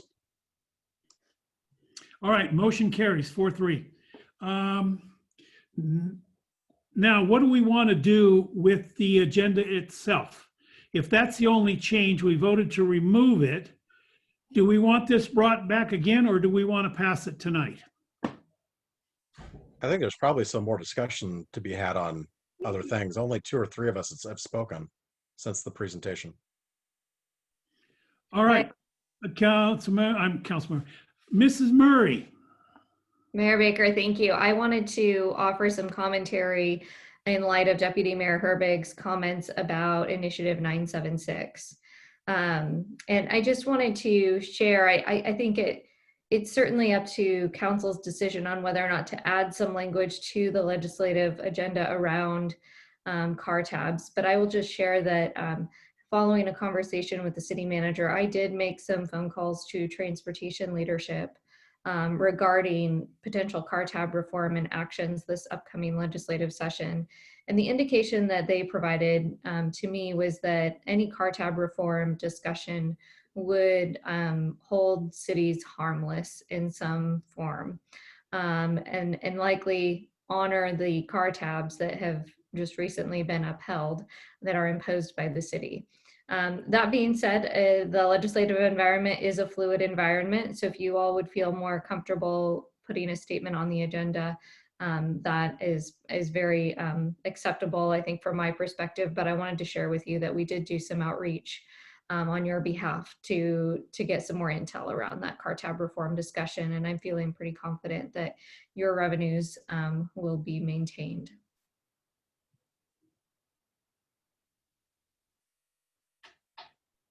Any comments? Yes, Deputy Mayor. I mean, in the past, we've just talked through edits we wanted to make to this, had consensus, and then had it brought back. If we're going to make motions, I can make a motion, but I'm trying to figure out kind of what structure we're using for this tonight. A motion, I don't know is necessary, but certainly if we can get consensus, we can certainly take that direction. Mr. City Manager? Yeah, thank you. Yeah, we're happy to come back to you later with changes. You don't have to approve it tonight. And I think the deputy mayor's comments about adding something for I-976 or car tabs, or whatever you want to call it, probably does make sense. We drafted this legislative agenda weeks and weeks ago, back when I was sure that the Supreme Court was going to strike it down. But they didn't. I mean, they did. I mean, I was sure they were going to uphold it. That's what I meant. And given all the lower court rulings, but they actually struck it down. And by then we'd already drafted the legislative agenda. But yeah, I think it makes sense to put a statement about it on the main page. And we can bring it back on consent on the 16th. Councilmember Shrubnik. Yeah, I totally support that. But the other comment that I had, and maybe we've talked about this before, but on the legislative agenda item, not the policy, but the agenda item around Puget Sound Clean Air Agency. It's great that Jerry is working on, getting legislation so that, passersby can file complaints. Is there any latitude for any opportunity for adding in that legislation or something else, the opportunity for delegated authority to cities from PSCAA? I mean, for enforcement, cities have an interest in having a clean environment and clean air, and may be willing to use some of their own resources if needed, given the lack of resources that PSCAA has. They have obviously interest and ultimate authority, but it would be nice if they come into agreements with municipalities to be able to work on enforcement issues. So I don't know if that's even an option, but seems like that would be a more important step than just, having passersby be able to complain. Mr. City Manager. Yeah, we actually talked about that with Representative Paulette, and he asked that very question. And a couple things: we want the bill to be as simple as possible to increase the likelihood that it'll pass. The other thing is, this arrangement we already have with Puget Sound Clean Air Agency is working well, where we respond, we take a report, and Puget Sound Clean Air does the enforcing. But that right now is only limited in scope. But if we broaden the scope of of what's covered, then I think the working relationship that we have with PSCAA will work fine. If I can have the expertise of Puget Sound Clean Air to do the actual enforcement and not put that as an additional burden on staff, but still broaden the language so that we can respond like we have been, I think that's having my cake and eating it too. Okay, it just seems like they're taking literally years to process a case. And that, I guess that's the piece that I just don't know if there's a legislative fix or an MOU fix, or what is the fix to that. They're so under-resourced. Yeah, they usually, issue a correction notice or something relatively quickly. What takes a long time is for the agency and the asphalt plant to negotiate a solution. So as you know, the Puget Sound Clean Air, they don't want to necessarily just fine them. They actually want them to change their behavior. And so they give them a chance to talk about changing their behavior before fining them. And that's the back and forth that takes time.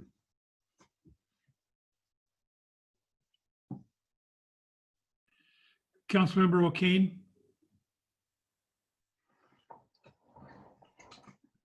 Hello. Just tagging on the asphalt plant, there has been, I would support, and this has been a request from the community and something that came on the table when Puget Sound Clean Air Agency came to Kenmore about a month ago, which is for I think it would be great if the city of Kenmore could support any measure for expansion of the governor's ability to put in place burn bans on manufacturing. Given the incredible issues that we've been having with forest fires and smoke in the region, expansion of the governor's authority to protect the citizens of our state, I think is incredibly important and something I know our residents would appreciate. Yeah. That's it. Thank you. Deputy Mayor. Yeah, sorry. I actually have one more thing that I'd like to bring up for discussion in the policy statements. I appreciate the addition of criminal justice reform. And I wanted to ask our lobbyists, talks about police reforms identified in the AWC's state, what they've identified.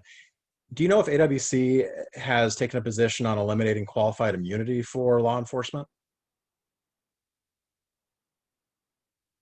Because we're kind of tying ourselves to AWC here, and I'm not sure if I have had a chance to look at their agenda yet.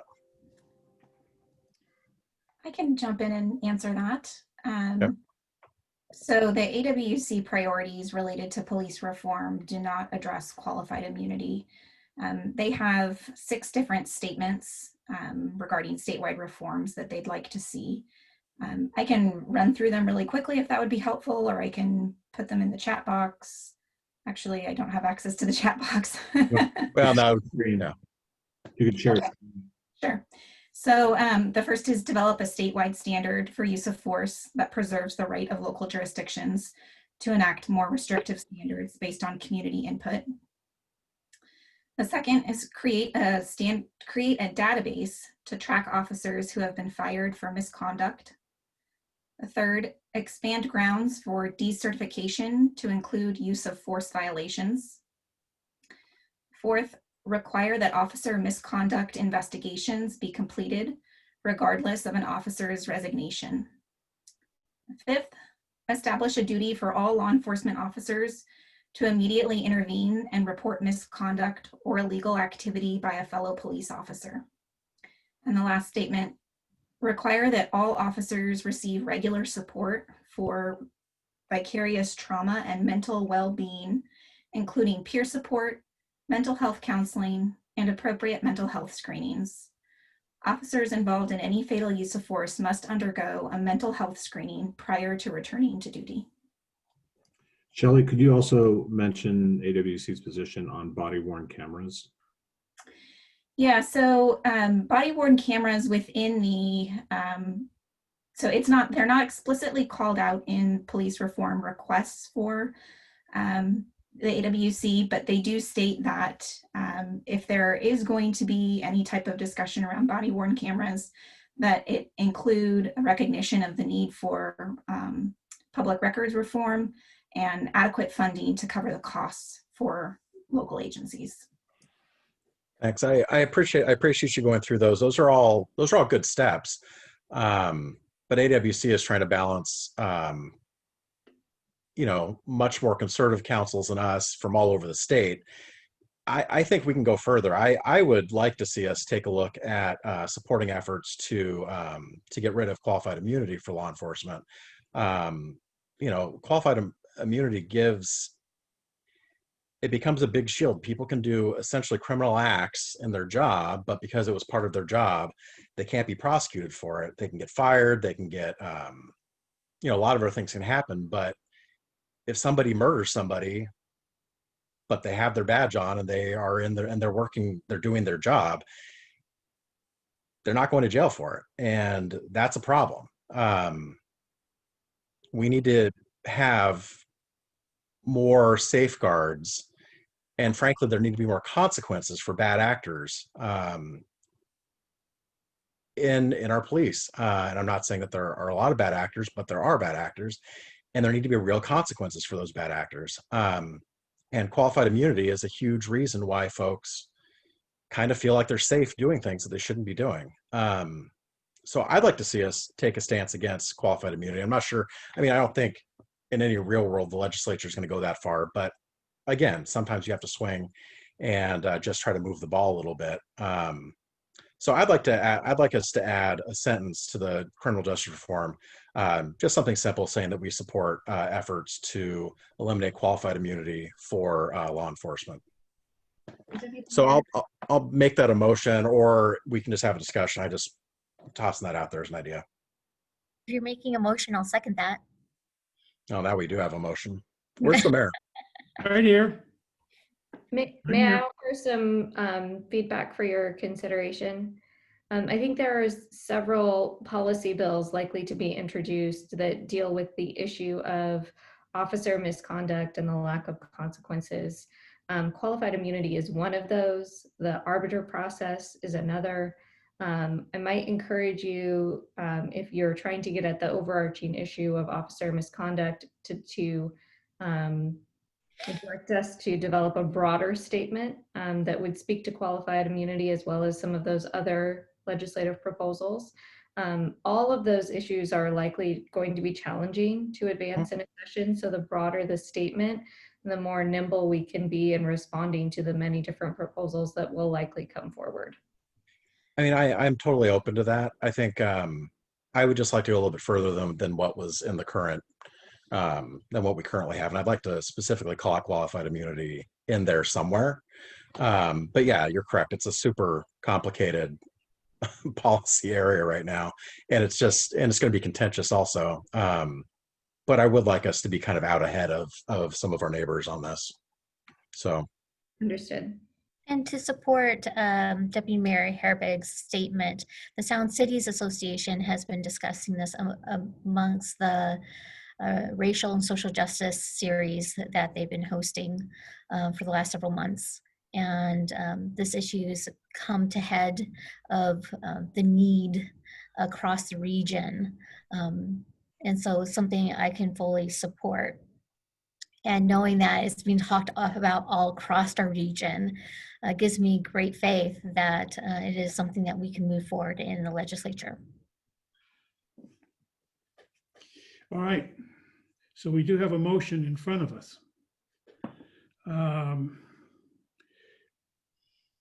Councilmember Curtis.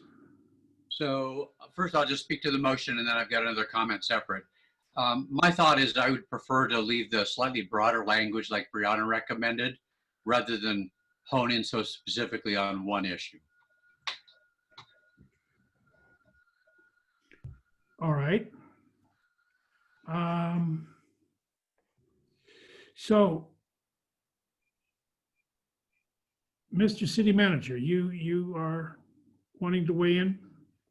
Reluctantly, but would it be helpful to hear from our chief of police on any of this? I've heard him talk about these particular topics, and he definitely has some thoughts on it.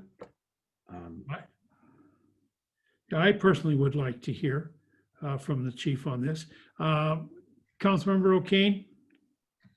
I know we're in a motion. I personally, I personally support the broader language and including the language that Deputy Mayor Herbig brought in as well. So I have a feeling we could have come to consensus possibly on this one, but that's okay. I just wanted to share that. I'm going to thank you for giving me time. All right. Anybody else? Yes, Councilmember Shrubnik. Well, so I feel similarly. So the motion is just on the proposed language from Councilmember Herbig? Yes. Okay, so then we'd have to make a separate motion to go with the language that Brianna is suggesting. Yes. Okay, thank you. I mean, I'm fine having this voted down and then we can talk Okay. about having staff come back with something. Or you can amend the motion. Yeah, you can amend an amendment. Councilmember O'Kane? I'm comfortable with whatever decision we have. I think we're moving in the right direction. I don't want to slow us down.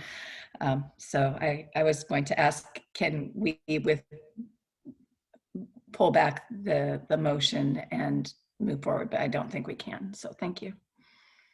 All right, so we're now where we want to get an amendment on the amendment. Councilmember File. I was just suggesting that we could, not that I am talented enough yet to do that to this particular issue, but I'm sure I can give it a good try. So Great. a nice broad language with marrying the topic as recommended by Deputy Mayor Nigel Herbig. How about that? Marrying the topic with what has been suggested by, I'm not sure what that means and how that would work Yeah. in an amendment. Would it help to restate the motion on the table? Will the clerk please restate the motion? Deputy Mayor Herbig made a motion to add a sentence under the 2021 Kenmore policy statements under the subheading Criminal Justice Reform that reads, "The city supports efforts to remove qualified immunity for law enforcement officers." All right. So the motion is to remove qualified immunity from law enforcement officers. Now, Councilmember File, do you want to amend that? Not really, no. I think we just have staff come back with something. Yeah, so much easier. Okay, we have to deal with this amendment then. I think I can do it. I think I can do the amendment if we wanted to, because I think to include removal of qualified immunity and broadened measures. Oh, shoot, I pull back. I'm sorry. Let's just move forward. Remember, we don't have a second on the amendment, so there is no amendment. Yeah, I can withdraw the amendment. Well, it hasn't been Amendment seconded, so there's nothing to withdraw. Yeah, exactly. All right. So the amendment in front of us then is to add language to remove. City Clerk, one more time, please. The original motion is to add a sentence under 2021 Kenmore policy statements under the subheading Criminal Justice Reform that reads, "The city supports efforts to remove qualified immunity for law enforcement officers." All right, any further discussion on this? Will the clerk please take the roll? Mayor Baker, No. Councilmember O'Kane, No. Councilmember Curtis, No. Councilmember Marshall, Yes. Councilmember Shrubnik, No. Councilmember File, No. Deputy Mayor Herbig. Why not? I'll give it a yes. Motion fails. 5-2. All right. So we're back to the legislative agenda. Anything else you want staff to look at before they bring it back to us on the 16th? Councilmember File. Thank you, Mayor Baker. In regards to the Puget Sound Clean Air Agency and the state law that's in our books, currently odor complaints, you have to be able to smell them. And that law was written in the 1960s. And as we all know, not everything that's a VOC has an odor. And I would propose that we work to try to address updating that language if we can with our state representative, Jerry Paulette, or other interested parties. Because right now, it's the nuisance odor issue is so out of date and inappropriate to the standards of today's knowledge of the science and the facts before us. And I personally believe in science. And I personally believe that we as a community and a state need to protect our citizens from the harms of pollution. And updating that state legislation language that is currently on the books is long overdue.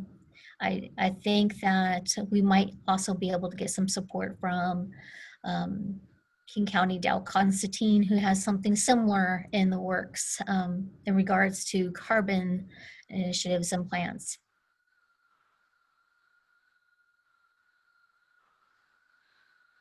Any other comments? Yeah, Councilmember Curtis. I think Councilmember Marshall was before me. Okay, Councilmember Marshall.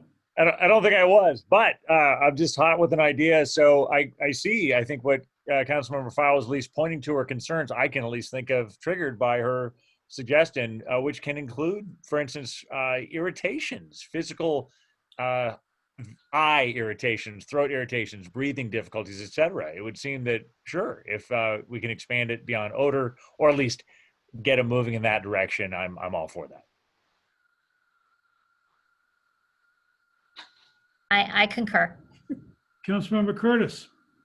So first, to address this one on the odors thing, I think Jerry Paulette's support is going to be important whatever we do. And if we start creating more workload for him that he thinks is unlikely to get passed, we shouldn't do it. I mean, we're dealing with 1970s national regulation. So this whole thing is totally behind. So I'd say stay focused on what Jerry wants to focus on. One little step is better than no steps. So that's my thought there. Going back to criminal justice, basically our statement ties our hopes to the WCA. And I remember at some point there was 8 steps that somebody was recommending. Was that a national recommendation or a King County recommendation? But my thought would be to tie it to those 8 steps, which we've already talked about and supported. Yeah, that's the 8 can't wait. Yes. Yeah. So it seems like throwing that in there somehow feels important because we've already discussed that. Yeah, I want to go back to what Councilmember Herbig said also, that it would be nice to have some sort of broader statement, probably could incorporate 8 can wait, but that also deals with misconduct, including the issue of qualified immunity. I would like that called out within the statement. It is a big deal, and it is discussed quite a bit in and of itself, even though I know there's other discussions around this issue, but it would be nice to at least name it. Councilmember O'Kane. I just would like to echo Councilmember Schrecknick's statement on qualified immunity and the expanded statement that we're requesting for the next iteration of our policy statements. And then I just had a question of clarification because I really appreciated Councilmember Curtis's question of including salmon habitat restoration and work with RIA 8 and other agencies and groups towards habitat restoration for salmon recovery in particular. Was that a consent? There's a consensus to move forward and bring something with that back next week? Is that my understanding? Yeah. I just wanted to say that this is very important Not to me, next and I week, believe the week after. Yeah, I mean the next time. Thank you for clarifying, Mayor. I appreciate it. I believe that is consensus. If I'm wrong, please tell me. Good. Thank you, Mayor. I really appreciate you clarifying that. All right.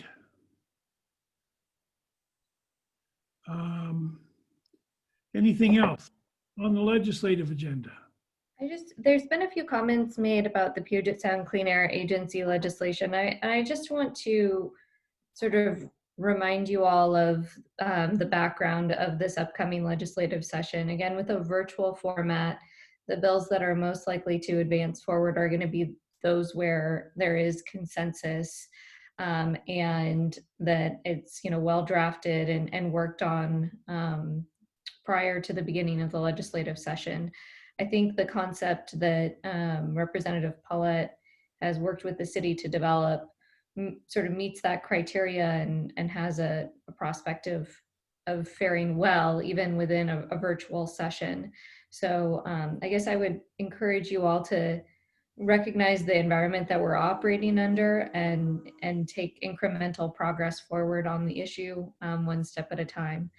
So I just want to bring it all back to the environment that we're going to be operating within, and that item in particular, we hear you loud and clear that you want to go further than what the specific incremental step is in front of you right now, but we want to also find progress within the environment we're working in.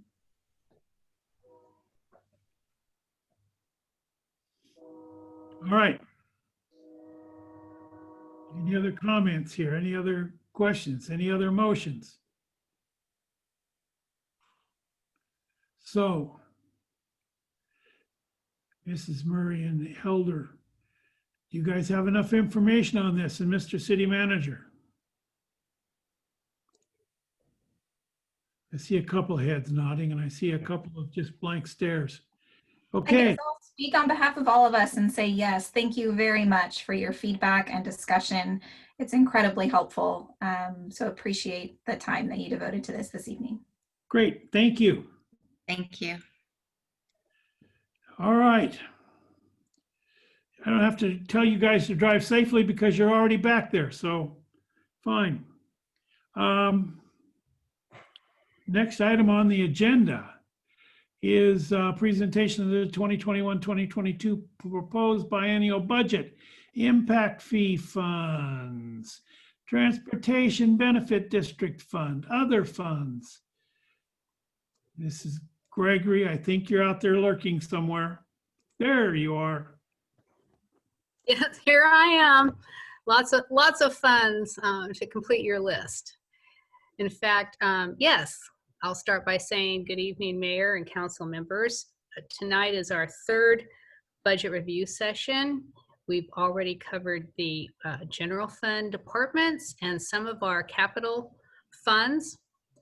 And tonight we will try to complete all of the other funds that are included in our budget. I'm going to now share my screen.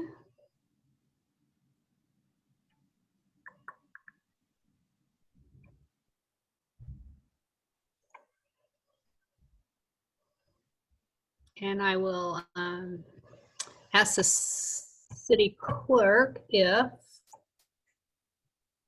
I shared it appropriately. Do you just see the presentation? I see the presentation, but all of the sidebar, all of the slides on the Really? side. Well, darn it. Joanne, do you see in the upper left-hand corner where there's a little emblem that says from the beginning? Upper left-hand corner. Oh, of my, yeah, of my slideshow. Try that. Yeah, I did. That's how I got where I'm at. Oh,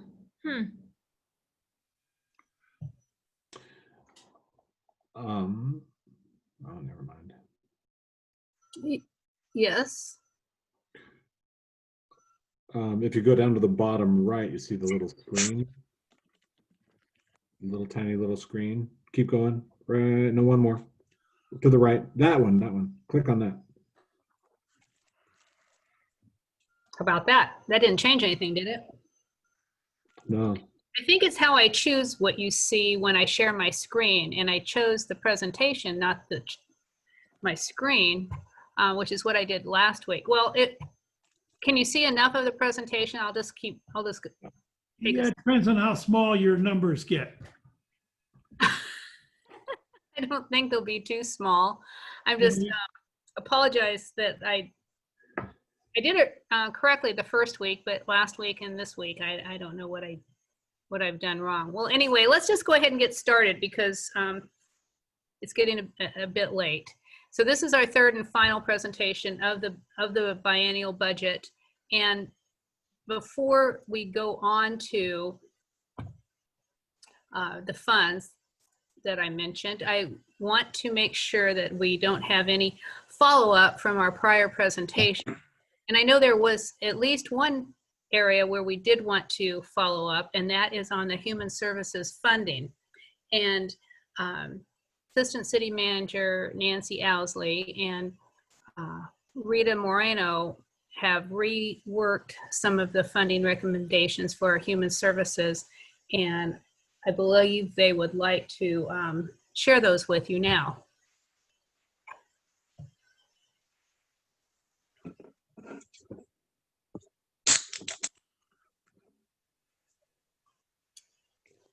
I hope that Nancy and Rita are still there. I can show it on the screen possibly.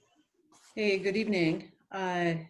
Nancy Owsley from the extra bedroom in our home. And I believe Rita Moreno is also in the meeting.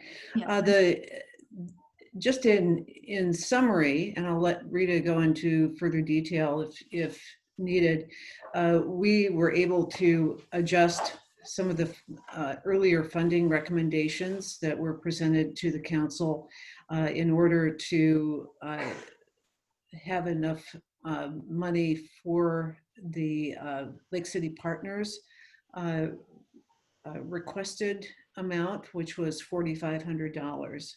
And this was the amount that they requested when they submitted their application several months ago, along with all the other agencies who made similar requests at that time.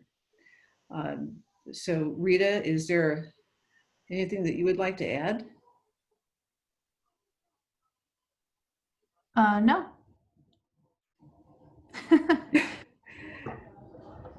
I think, yeah, we just went ahead and reworked the numbers and looked at what was requested last time around, and we were able to meet those needs and also able to get Lake City Partners what they had requested. There was a number of agencies that had requested funds, and there was the deadline that that was put in place, and so we were excited to be able to get them the funds that they requested.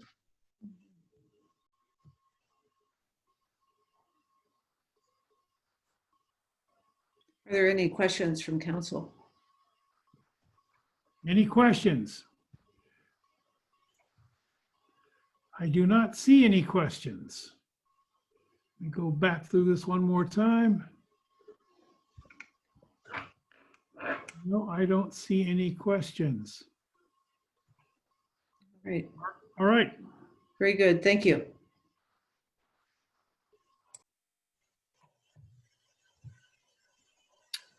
Okay, thank you, Nancy and Rita. Are you all still hearing me? Yes. Okay, great. We'll move to the next slide then. So we'll start with, we'll dive into these funds now. And the first one on our list is the Strategic Reserve Fund that we've had for quite a while. This is the fund that's found on page 133 of the budget book. This is the fund that serves as the city's emergency reserve or rainy day fund. It is capped statutorily at 0.375, 37.5 cents per $1,000 of assessed valuation, which means at this point in time, based on our assessed valuation, the fund could be as much as $1,970,000. In the biennium, there is some investment earnings that should accrue to the fund, but there are no other deposits or transfers in budgeted. The balance right now is about 1.3 million, and as I said, could add up to another 600,000 if you wanted to fund it to its max of $1.9 million. And as typical, we have not budgeted any expenses or uses of these funds because it is our rainy day emergency fund. Are there any questions about this fund? Questions?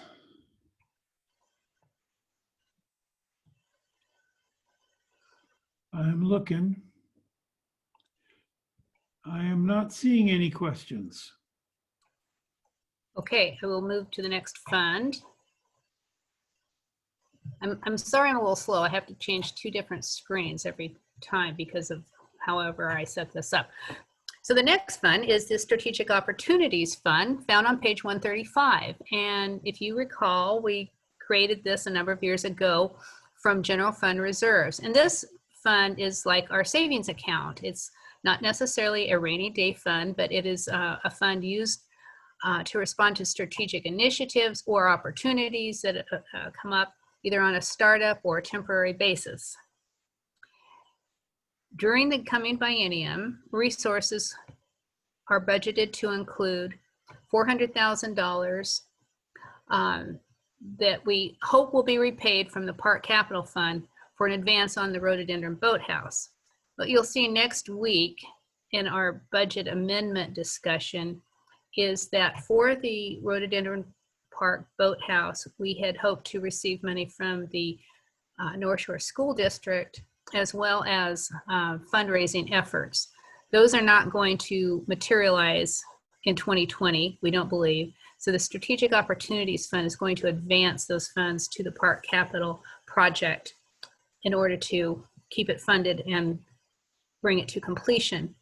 And then during 2021, 2022, it is expected and budgeted that at least $400,000 of that may be repaid. There are also a number of one-time initiatives to be funded out of the Strategic Opportunities Fund, and these are listed here. $120,000 for air quality emissions and consulting, $300,000 for Lake Point planned action and sub-area planning, if that occurs, $150,000 for a diversity, equity, inclusion plan and implementation, $99,000 for climate action initiative, combined with funding for a half-time FTE who is also paid for out of the surface water fund. And I'll come back to that one in just a second. And then $1.3 million to transfer to the transportation capital for the 68th Avenue pedestrian bicycle safety project. And that is anticipated to be, you won't see it in this 2-year budget, but in the outer years, to be repaid over the period 2024 to 2027. So I made an error in computing what the dollar need was for the FTE associated with the Climate Action Initiative. It's supposed to be at halftime FTE with 35% of it paid. And I computed this number on a full-time FTE. So I will correct that in the next iteration of the budget and the budget presentation next week. So this number should be about half, $29,000 to $30,000 as opposed to $60,000. So with those comments, are there any questions about any of these budget transactions? Questions? Yes, Councilmember Curtis. So I have a couple concerns on this one. So my mind, strategic opportunities is for opportunities or startup or temporary costs. And to me, some of the expenditures down at the bottom, DEI and climate action, I cannot imagine those being one-time expenses. And if they're important enough for the staff, for the council to want to focus on those, then I think they should come out of general operating funds, not out of a one-time kind of a fund. And same on the, I'm not sure I totally understand the 1/2 FTE staffing, but to me, it feels like that's going to be more than a just startup one time only. So ongoing costs that are part of our work plan feels like they don't belong in this opportunities fund. They should be in general fund. Thank you, Councilmember Curtis. And I hope that the city manager will step in here too, but I believe that these were to sort of kick off these initiatives and fund and get them started with the expectation then they would be brought into or integrated into our general fund operations after this biennium. But if Rob would like to add something to that, that would be great. Sure, yeah. So the Strategic Opportunities Fund, this fund here, is really just an extension of the general fund. It was created and originally funded by the general fund. It continues to be replenished by the general fund. So for a lot of intents and purposes, it is general fund money. At the same time, we want to maintain a strong general fund balance and not dip into it too much. We want it to be a strong, healthy fund balance above your 20% of expenditures reserve level and even higher, because a strong general fund balance really looks good when you're trying to go for a bond rating. And so you could take this out of the general fund. It would just deplete the general fund balance a little bit. I would rather take it out of strategic opportunities and deplete that fund balance a little bit. And I do see these, so yeah, let me explain to you my logic when I proposed taking these out or having these spent out of strategic opportunities.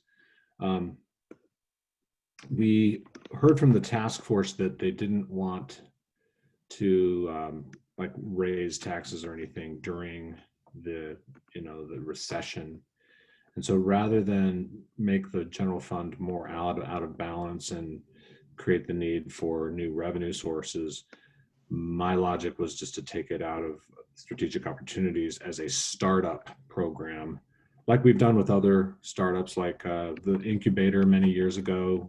That was originally started up with Strategic Opportunities Fund, and then it got absorbed and taken over by the general fund. So that was the main thing, was just not nicking the general fund too much or creating the need for new taxes during the recession, and knowing that the taxes that we have proposed in future years would help fund the ongoing program. Like the surface water utility tax and the cable TV utility tax wouldn't go into effect until 2022 or 2023. Those would then be those ongoing sources to take over and fund these programs on an ongoing basis. So I'll stop there. Councilmember O'Kane? Nothing. Thank you.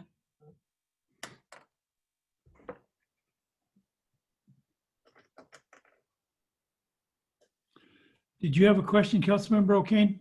Oh, Sorry, Mr. City Manager actually clarified what I wanted to say, so thank you. Okay. Any other questions? Any other questions? I'm not seeing any hands go up. Excuse me, Mayor Baker. Yes, Councilmember File? Thank you. I mean, one of the things we could look at doing is consider a garbage tax. There's two taxable ends on garbage tax. One is the retailing side or the user side. And that could be a good source of some revenue to help throw to the issue of the DEI plan implementation or climate action initiative. Certainly not enough to cover both, but at least enough to cover one of those. And I think I've proposed this in the past, and I believe our city manager was going to bring us some calculations on what that would look like if we did that. And again, garbage tax has two taxable ends. You can choose one or both.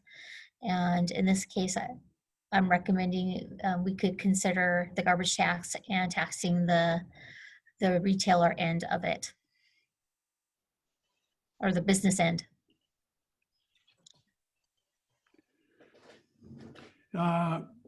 Deputy Mayor, I see your hand up.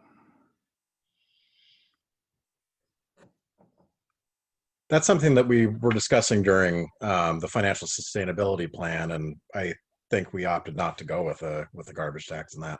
I'm fine with the staff's recommendation for using some of the funds from strategic ops and paying it back in a couple of years. I think that's a perfectly reasonable plan, and I'm fine with this as it is. Anybody else? Yes, Councilmember O'Kane. Thank you, Mayor. I would echo Deputy Mayor Herbig's statements. Thank you. Any other questions? I'm not seeing any. All right. Okay, I'll move to the next fund, which is the Public Art Fund. This is found on page 142 of the budget book. This is the fund that accumulates resources from the 1% of construction contracts for capital projects.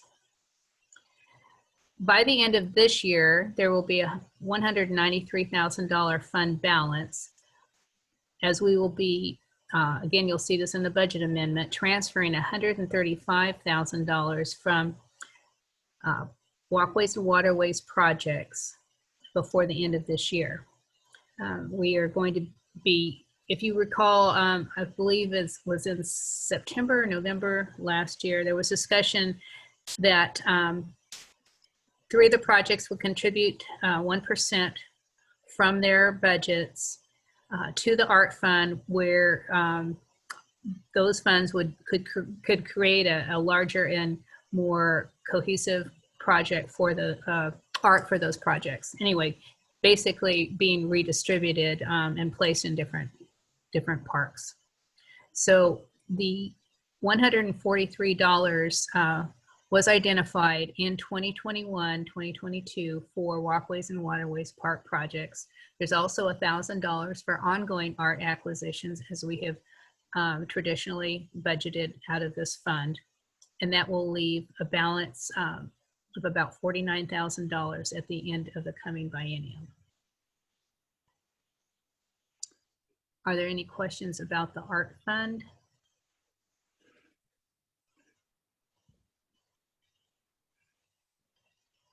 I'm not seeing any hands go up.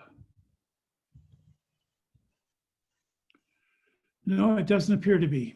Okay, we'll move on. We can, something comes to mind, we can go back.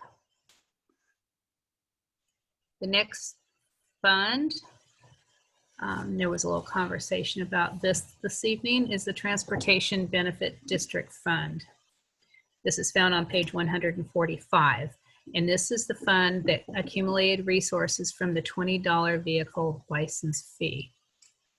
Due to Initiative 976, and at the time the budget was being compiled, we did not budget anything for revenue in this fund for the new biennium, which means a loss to the city in the street program of $720,000. We do expect or project that by the end of this year, the fund balance will be about $111,000, having not transferred everything in yet. So when the books are closed in 2021, after the last of the receipts come in for December, we will transfer those remaining funds back to the street fund. So at this point, though, there are no revenues budgeted for this fund. Any questions? No, I am not seeing any hands go up. Mr. Mayor? Yes. Okay, so I understand, Joanne, why you put together the budget the way you did, especially with the thinking that the Supreme Court was going to toss out 976. And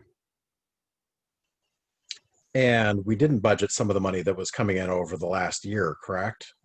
The 976 money, the TBD money? In 2020? Yeah, yeah. Mm-hmm. Okay. Are we going to be addressing that when we amend the 2020 budget? Well, I'm going to have to figure out if, in fact, that's money we're going to be able to keep. And Rob and I actually haven't talked about that, but we did budget for revenue in 2020. We have received revenue in 2020, and right now the budget shows that that money would go to the street fund.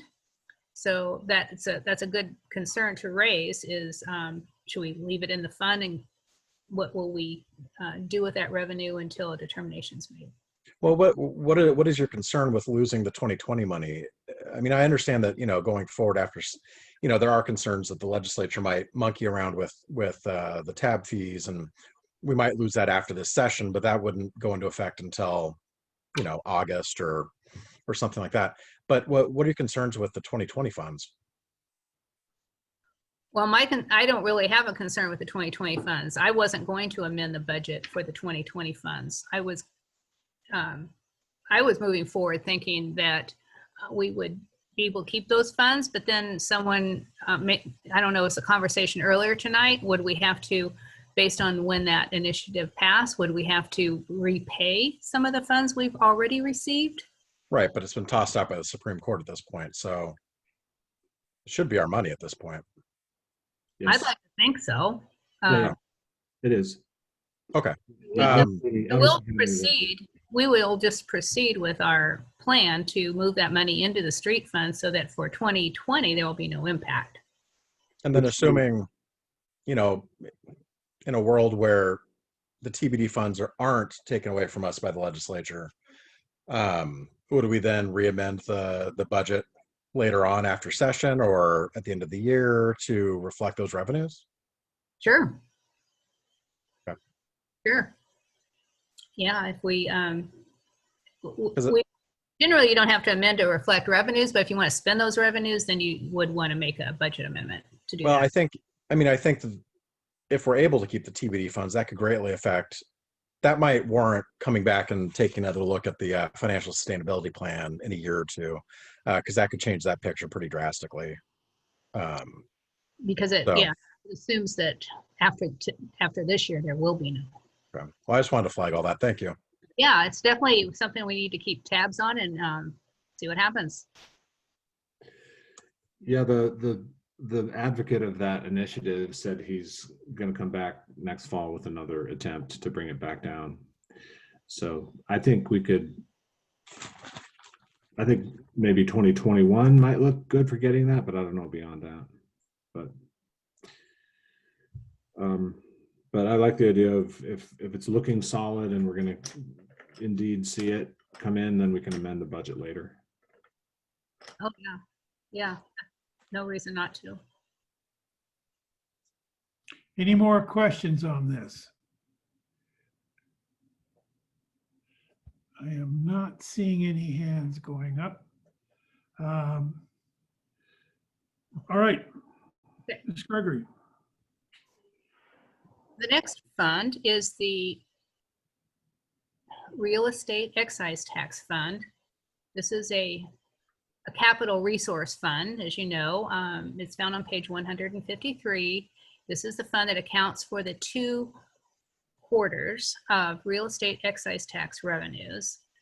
And these are dedicated to capital expenditures, with an exception that no greater than $100,000 annually can be used for maintenance. That was enacted several years ago. I don't remember exactly how many. We have never done that before, but we are proposing that for this biennium. So our projection for our 2021-2022 resources is $1 million in each year, 2021 and 2022, which is a bit of a decrease from 2019 and 20, because we have seen those revenues dropping off a bit. Of the fund balance, we are budgeted to transfer $6.1 million to the Transportation Capital Fund. Much of that goes to the bridge project. And then $200,000 to the street fund, which is utilizing that opportunity to spend $100,000 annually on maintenance. And that should leave us with just over $1 million as the projected fund balance at the end of 2022.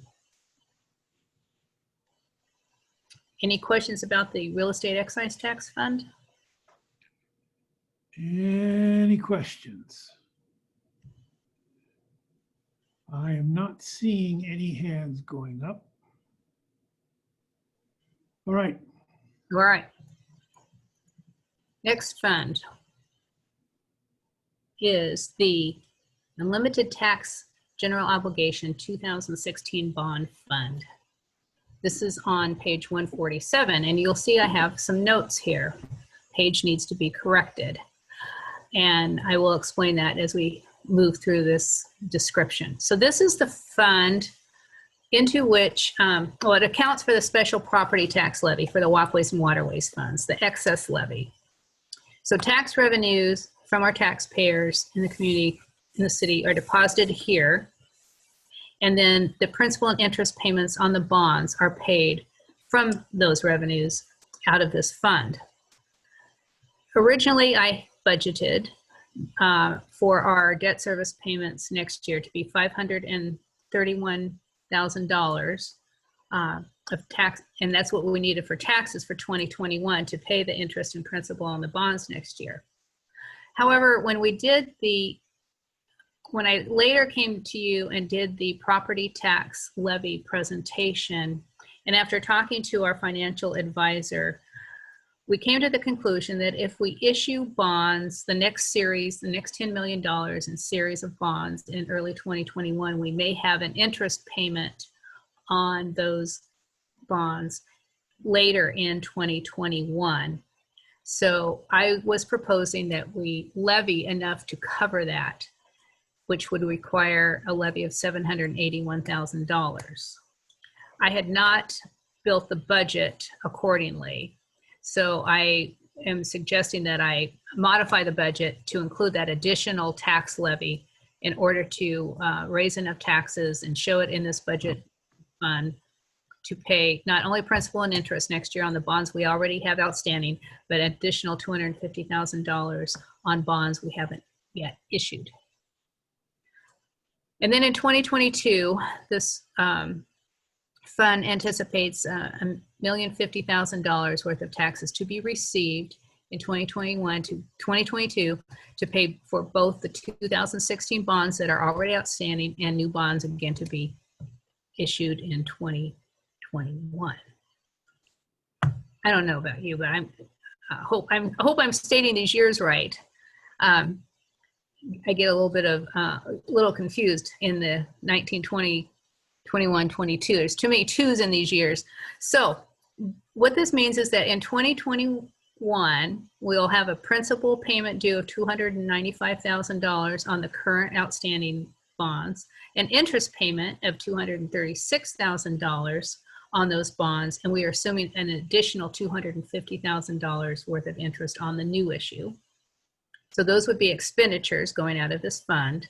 And then 2022, principal of $595,000 and interest of $455,000. Again, assuming we do issue those new bonds next year. And I don't know why we would not do that, because with the walkways and waterways projects progressing as they are, we will definitely need that $10 million in resources to complete them. So if that wasn't confusing enough, please let me know if you have any questions. Questions? Anybody have any questions? I am not seeing any. Okay. Well, thank you for your understanding here. Really, all this means is that I'm going to adjust the budget and the budget page in the budget book and the total expenditures for this fund, so that when we move forward with the budget public hearings over the next couple of weeks, it'll include this corrected amount.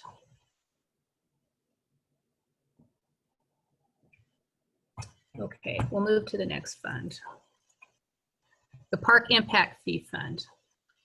Again, this is a capital project resource, park impact fees. This fund starts on page 160 of the budget book, and this fund accounts for the accumulation of park impact fees that are assessed on new development that creates additional demand and need for public parks.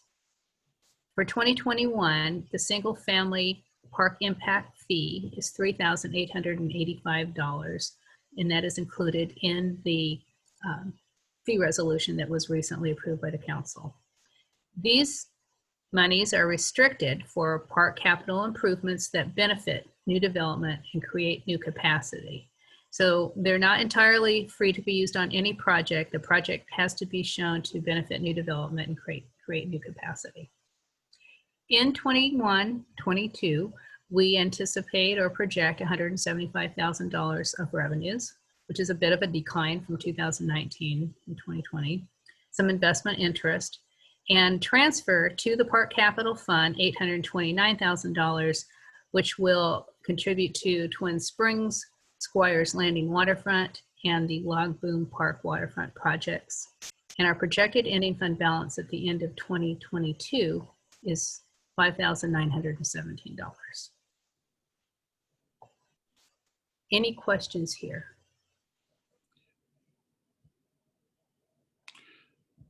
I am not seeing any hands go up. Okay. The next fund is very similar. This is the Transportation Impact Fee Fund. It starts on page 162. And this fund accounts for the transportation impact fees that are assessed on new development. For 2021, the single family fee is $10,114. And this was included in the fee resolution that was recently approved by the City Council. And just like with park impact fees, transportation impact fees are restricted for here's a typo. It's restricted for transportation capital improvements that benefit new development and create new capacity. So I didn't mean to say park capital improvements. I meant to say transportation.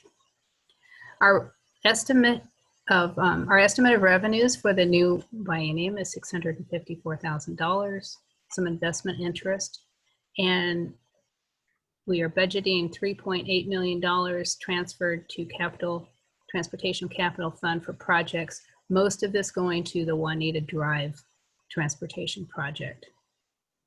The projected 2022 ending fund balance is $93,738.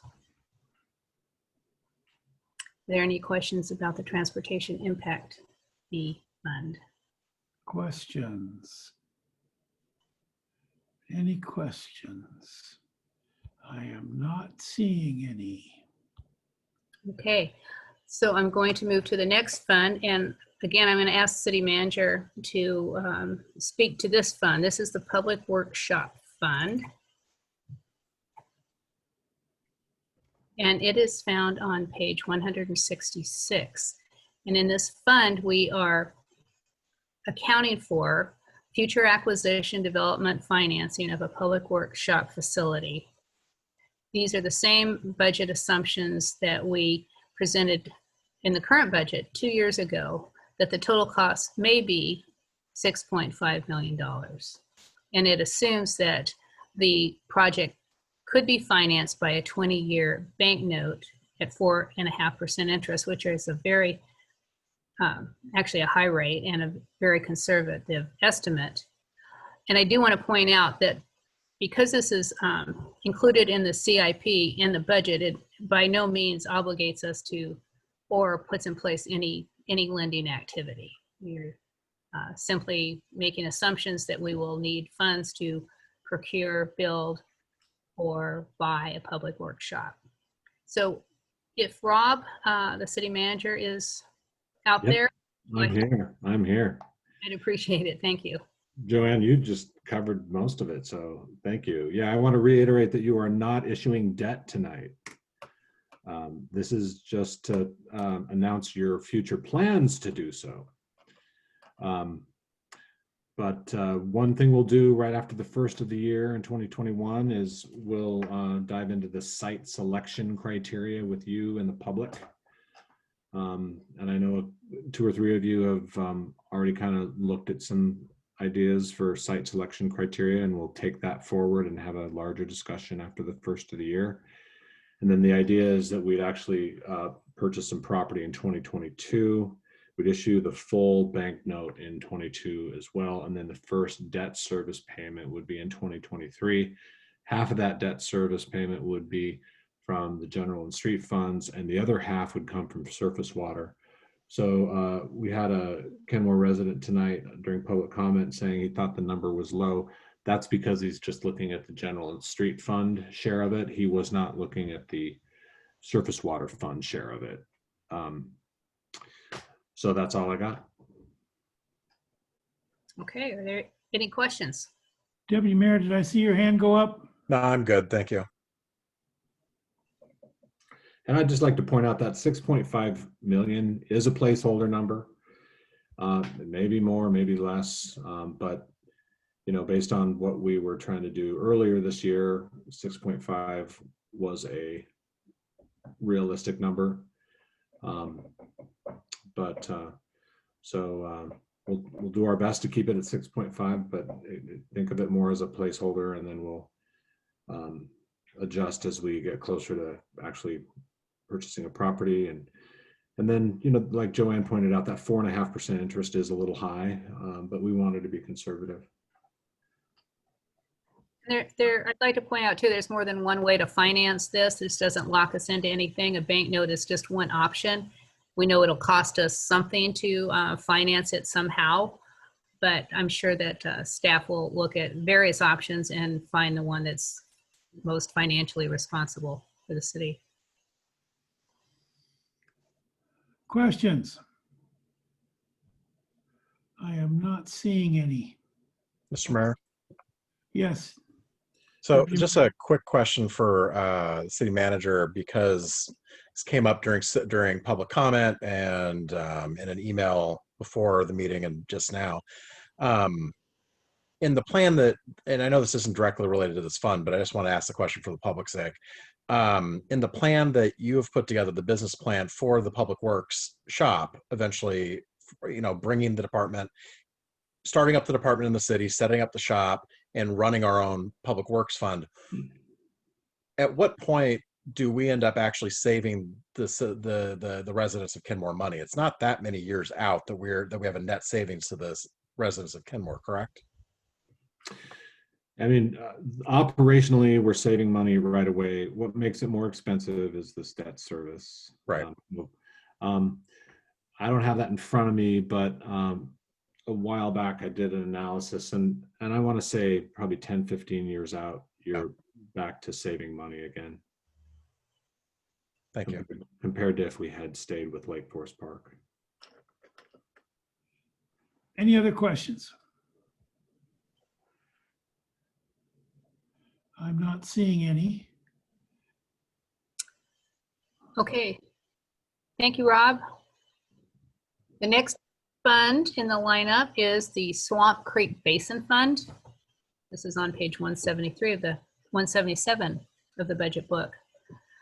So this fund was created to account for money that remained from the 2000 Memorandum of Agreement with King County. You can think back that far, remember that far, for projects, improvements, and maintenance in the Swamp Creek Basin. In 2018, the city worked with King County to revise this agreement, which allowed the funds to be used to acquire and restore land for flood prevention, open space, and wildlife in the Swamp Creek Basin. The fund had about $1.4 million in it.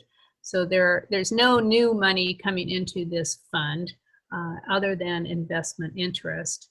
And due to this agreement with King County, we've been able to use these funds in association with the Squires Landing Park project. So in 2021 and 22, $645,000 is projected to be transferred to the Park Capital Fund for the Squires Landing Park project. And the balance of the fund will be about $451,000, which is also, although not in this 2-year budget, in the outer years in the CAP, allocated to support the Squires Landing project and maintain maintenance and monitoring. And that will utilize most of the fund by that time, but it'll go on. I think maintenance and monitoring goes on for 10 years. So are there any questions about the funds in this fund? Questions? I am not seeing any. Okay, one more. This is the last fund in our review tonight. This is the Equipment Replacement Fund, starts on page 179 of the budget. This is the fund in which collects and maintains a reserve for future replacement of vehicles, computers, and equipment. Payments are received from all the departments and funds that benefit, that might be utilizing vehicles that have to be replaced in the future. We all utilize technology and other types of equipment. So all of those departments, cost centers, and funds pay into this sinking fund for future replacement of the assets that they use. In 2021, 2022, $239,000 is expected to be contributed from those departments and funds. And in the biennium, we have a number of items slated for replacement. In the first year of the biennium, the street sweeper is scheduled for replacement.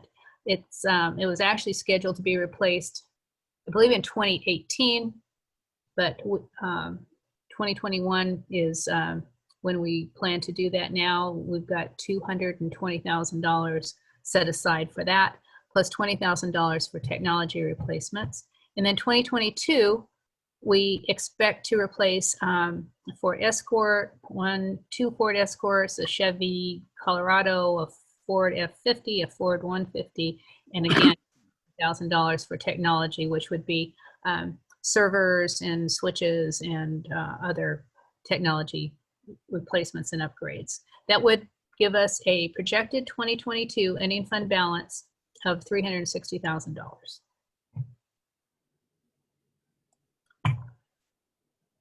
Are there any questions about this fund?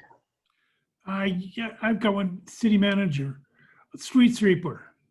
I thought we were contracting that service out, and you had indicated a couple of years ago or a year or so ago that if we contracted out, we wouldn't have a need for a street sweeper.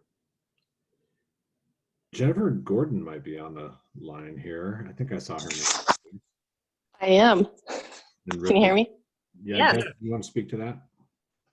Yeah, what I wanted to say was that, when we first discussed it, we thought that we would be getting rid of the sweeper and there was not going to be a need for it and we would just contract it out. However, we pretty much use it on a regular basis for all sorts of emergency spills, and I just can't see getting rid of it completely.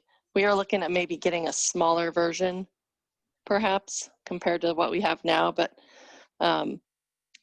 we get calls weekly on gravel spills, on other spills that happen on 522. And if we didn't have a street sweeper in our possession, we wouldn't be able to respond quickly at all. We'd have to wait for the contractor to get in the city. And, we're talking at like a 4-hour turnaround time to get an emergency spill when we can respond in 20 minutes. No, thank you very much for that clarification. I appreciate it. Sure. What other questions? Other questions? Yes, Councilmember Shrubnik. Thanks, Joanne, for all of this. For the 2022 line there, we've got some vehicles. One is a hybrid. Are we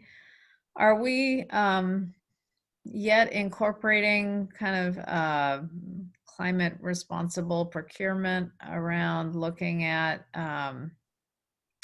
hybrids for all of our vehicles, or as many as possible?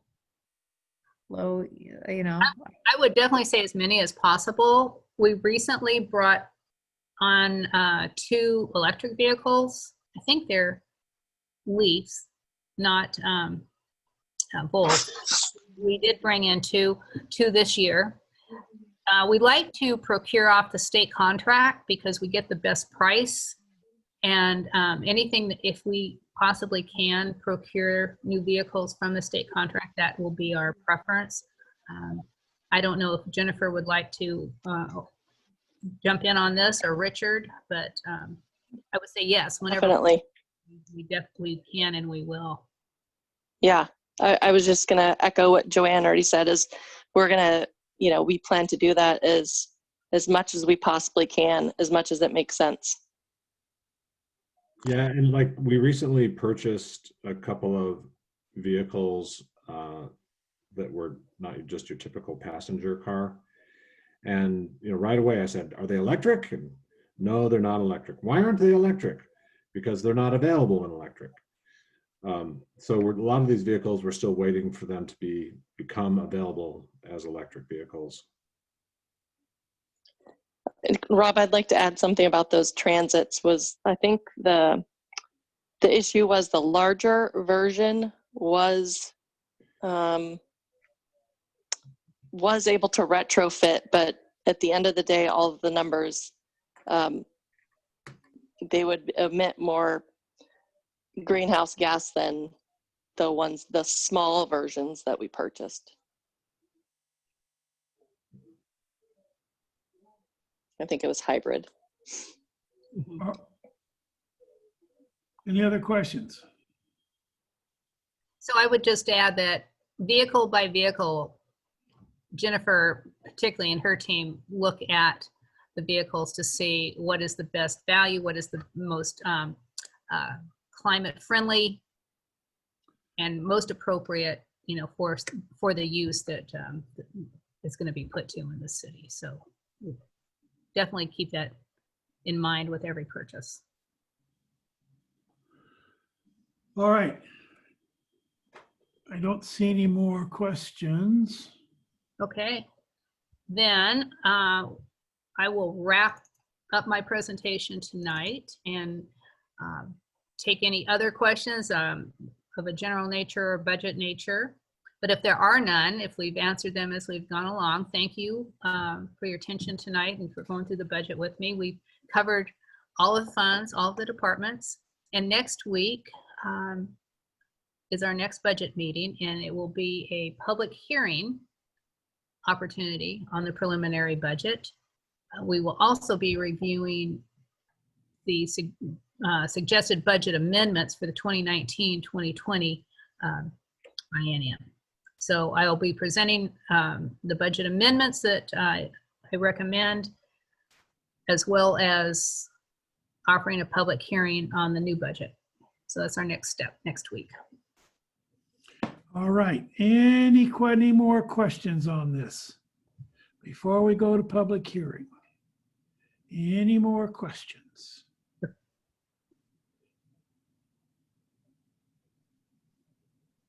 I am not seeing any. Well, as always, if there are questions in the interim between now and next week, feel free to reach out and let me know if I can answer anything. Thank you. Wonderful. So, Resolution 20.358 regarding the CARES Act funding and funding partnerships with public service organizations. Community Development Director, Ms. Bent, and Principal Planner, Mrs. Anderson. Can someone in my screen share? There we go. Thank you very much.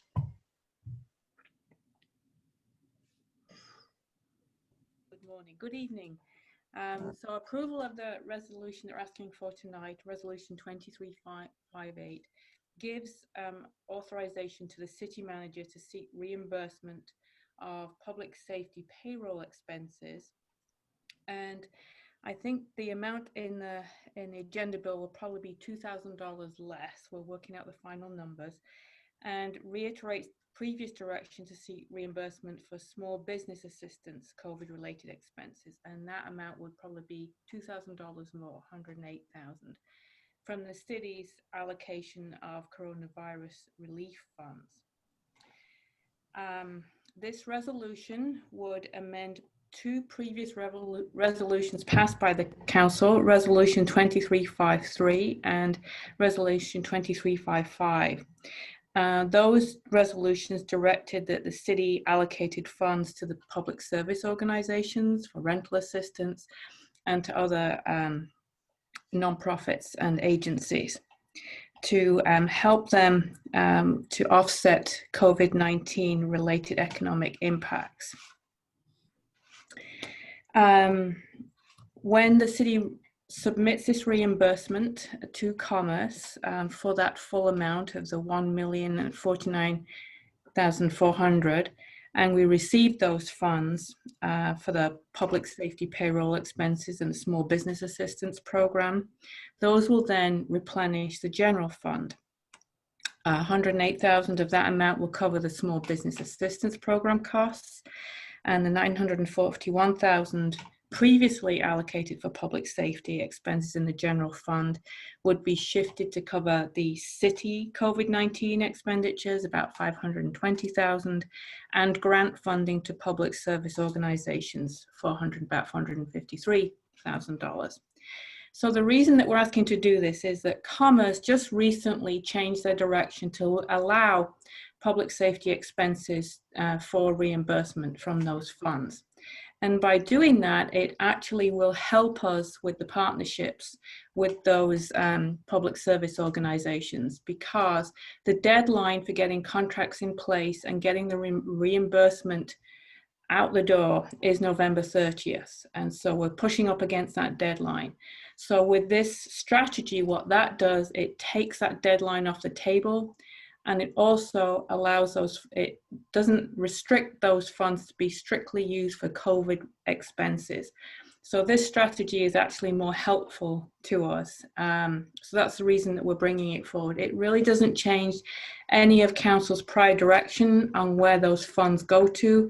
It's just how that strategy is on putting in the reimbursement and then kind of providing that relief when it gets into the general fund to those public service agencies. So that's what we're asking for tonight, if you have any questions. Questions? One thing on the business funding, that's the one exception that we do have to use the coronavirus relief fund money for the business funding, because we don't want to get into audit trouble with using city funds to help supplement private businesses, but the federal funds, you can use it for that. So that's the one exception where we will keep using the federal funds for helping businesses, but still knowing that the deadline is November 30th on that. Correct. Any questions? Hearing none, the chair will entertain a motion to approve resolution number 20-358. Is there a motion? So moved. Is there a second? I'll second. Moved and seconded. Any further discussion? Right, not hearing any. Will the clerk please take the roll? Councilmember Curtis, Yes. Councilmember Marshall, Yes. Councilmember Shrubnik, Yes. Councilmember File, Yes. Deputy Mayor Herbig, Yes. Mayor Baker, Yes, Councilmember O'Kane. Yes. Unanimous. great. Thank you. Next item on the agenda is staff report. Yeah, just one quick thing. The vote center is being used a lot. It was really busy on Saturday and busy again today. So grateful that we can offer that here at our own city hall. Big turnout, lots of busy voters coming, and it's pretty cool. So it'll be there through tomorrow, 8 o'clock. Yeah, very pleased to see the activity there. There was quite a stream going in today. Yeah, I'm told we're the only vote center in the north end. We are. Yeah, so. All right. Anything else? We got council member reports. Let's go ahead and start with Councilmember O'Kane. Nothing tonight. Thank you. Councilmember Marshall. Maybe it's a platitude. It can't be a platitude. I'm just going to say that I know that no matter what happens tomorrow night, we're going to remain a nation based on rule of law. Thank you. Councilmember Curtis. Yeah, I have some comments related to the last minute change in the agenda. I noticed that an extra item was added under reports, comments, and initiatives. So as I looked at the details of that, the first concern was, what is the role of council? So I'm reading from our council rules and procedures. This is our present version, which this section really hasn't been edited much anyway, but it says our role, number one, focus on policy matters, including but not limited to priority setting, long-range planning, budgeting, federal and state mandates, city manager recruitment, hiring, evaluation, and termination, and approval of employee positions. The council will not focus on administrative issues and matters. To me, it feels like this is micromanagement for us to be editing a proclamation using council time. The next concern is that this proclamation has already been published. It's on our next week's agenda already. And so to publish it and then go doing more editing, particularly one person editing without a subcommittee of the council to make a decision that that's what we want to do, I think is not a good direction. If we wanted to edit it, I think we could do that, but I think it would be, again, we'd probably need a subcommittee, somebody to look at it, come to consensus, present it to the council, then it would require council action and a majority vote. Looking at our council member reports and comments, again, this is council rules and procedures, present version, non-edited yet. Number one, council members may give reports, make comments, and or raise new topics or issues during council member reports, comments, and initiatives. Line number three, in raising a new topic or issue, the council member must present it as a concept that includes a statement of how the topic or issue relates to existing council goals, or city goals rather, or to other important council discussions. Number four, A second council member must agree to discuss the new topic or issue in order for it to be discussed by the city council. Number 5, the presiding officer will direct discussion of the new topic or issue. Number 6, after discussing the new topic or issue, the city council will vote or come to consensus on whether, now here are the choices, on whether to move the topic or issue forward as a future agenda item or as a request for action by the city manager. Voting on things and taking action is not one of the options that are listed here. So for us to be editing this document, act on it tonight, and expect it to be ready by next Monday, it doesn't fulfill our present rules and procedures.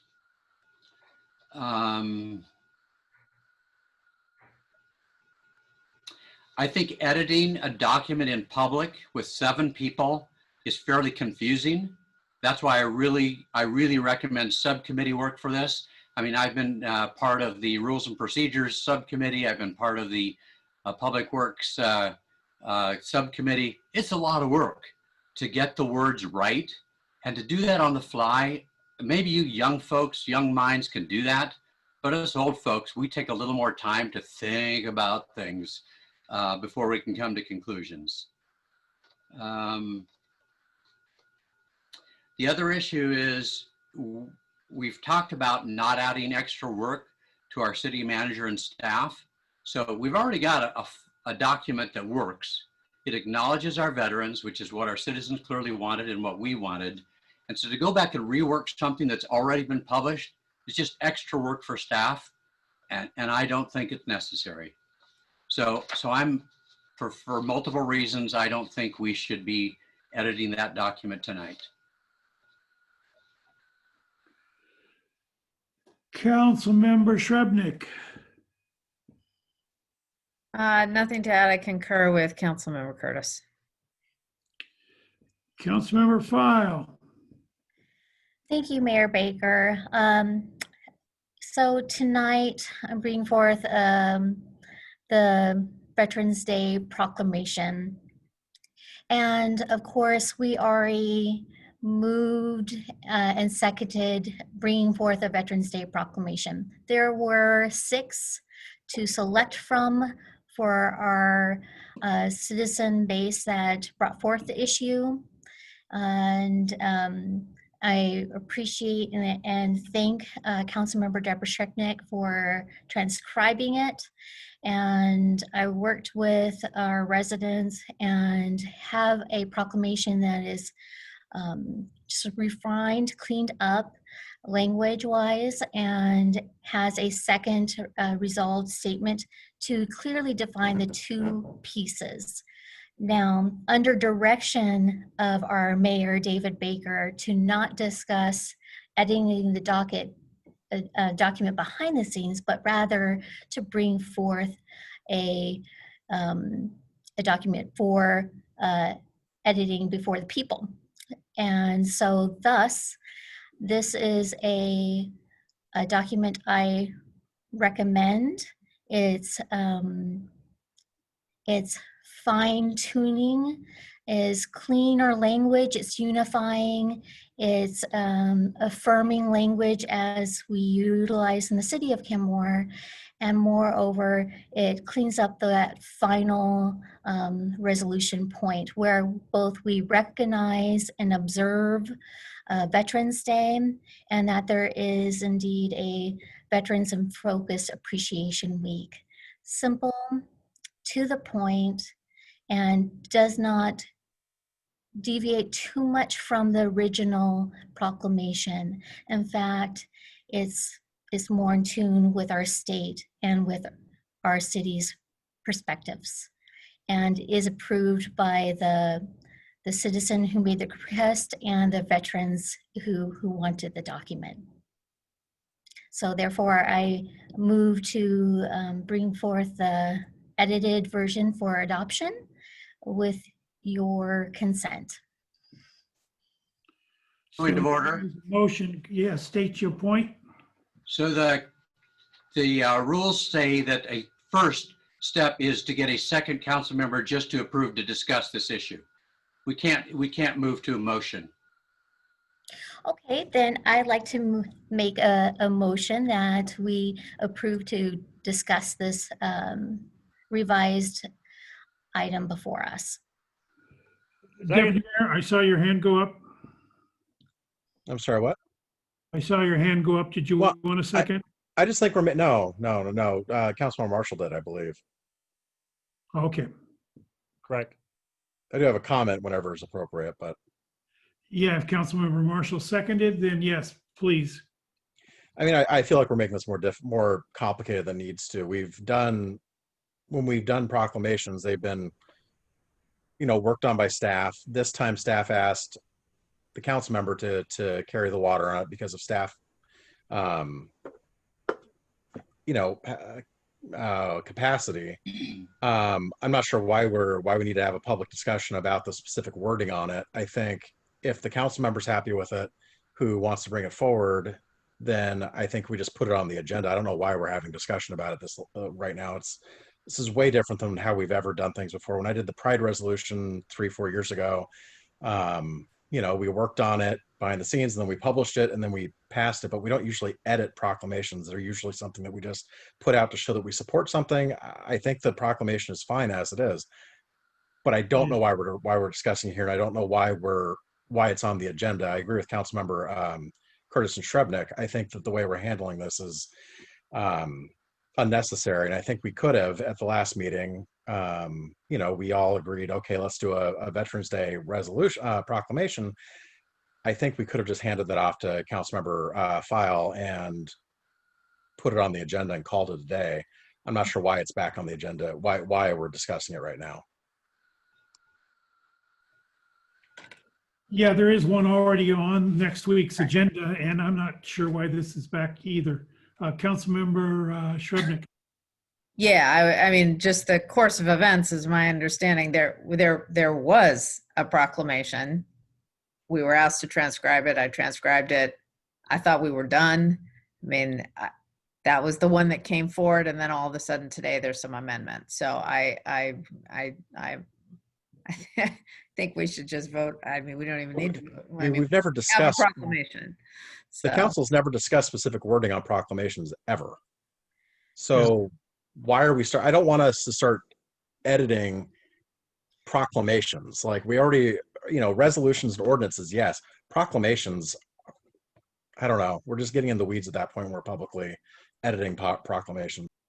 Thank you, Deputy Mayor Hairbag and Councilmember Shrebnick. And, in my past experience, you work behind the scenes, you work with a group to bring forth a refined item as your final piece. Yet there was a conversation with Mayor David Baker, and he did not want to have behind the scenes or communication in what he felt was in the background and not in front of the public. And out of respect to my colleague and his position of authority on our council, I consented to his process of request and followed that order. And I'm doing my best to swim in my lane and follow the direction by leadership. So I'm also doing my best to make sure that we recognize and observe Veterans Day while recognizing the Veterans in Focus Appreciation Week. You notice that in the language, it says men and women, and in the city of Kenmore, they started updating their documents to be unifying, affirming language. That is here the case, as is the amended language to include United States of America, because there is an issue regarding the 13 states between what occurred to be the Federation versus a Confederatism that happened between the 13th and 15th states coming into order. And as we are a country and a community that's being a little torn apart, it's better to be unified.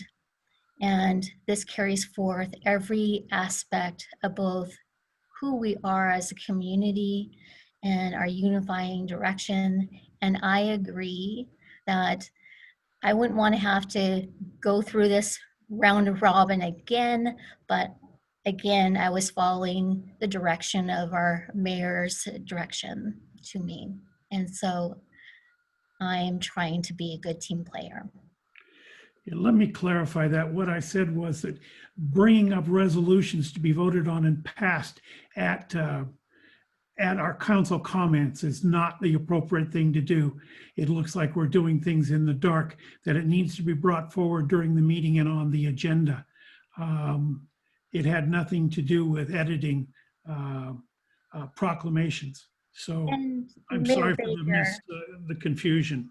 Mayor Baker, you did give a phone direction as well, as there needed to be a second resolved because you felt that the prior did not work and was inappropriate, and this one meets everybody's, the requesters' wants and needs.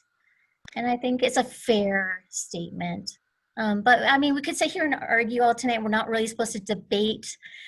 We've already seconded the consideration, and really we can either continue to discuss or we can vote. All right. Any further discussion? Yes, Councilmember Curtis. So do we have a motion on the table? And has it We do. been?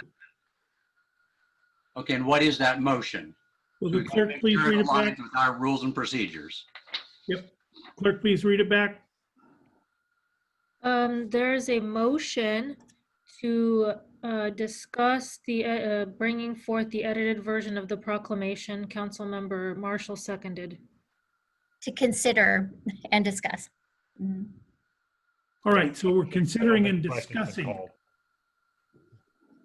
the amendments. So is that actually a motion, or does it refer to you just need a second council member to agree to discuss the topic? Is that what we're really talking about? My understanding from the rules, and you're the one that's the authority on this, is that's what we're doing, is Okay. bringing back so we can discuss. So Councilmember File wanted to discuss something. Councilmember Marshall agreed. So we've just had our round robin discussion. Now, do we actually have a motion on the table? So that was just do we discuss it? Yes, we've got somebody who wants to discuss it. Thank you, Councilmember Curtis. I'd like to make a motion that we adopt the amended proclamation. Second. Thank you.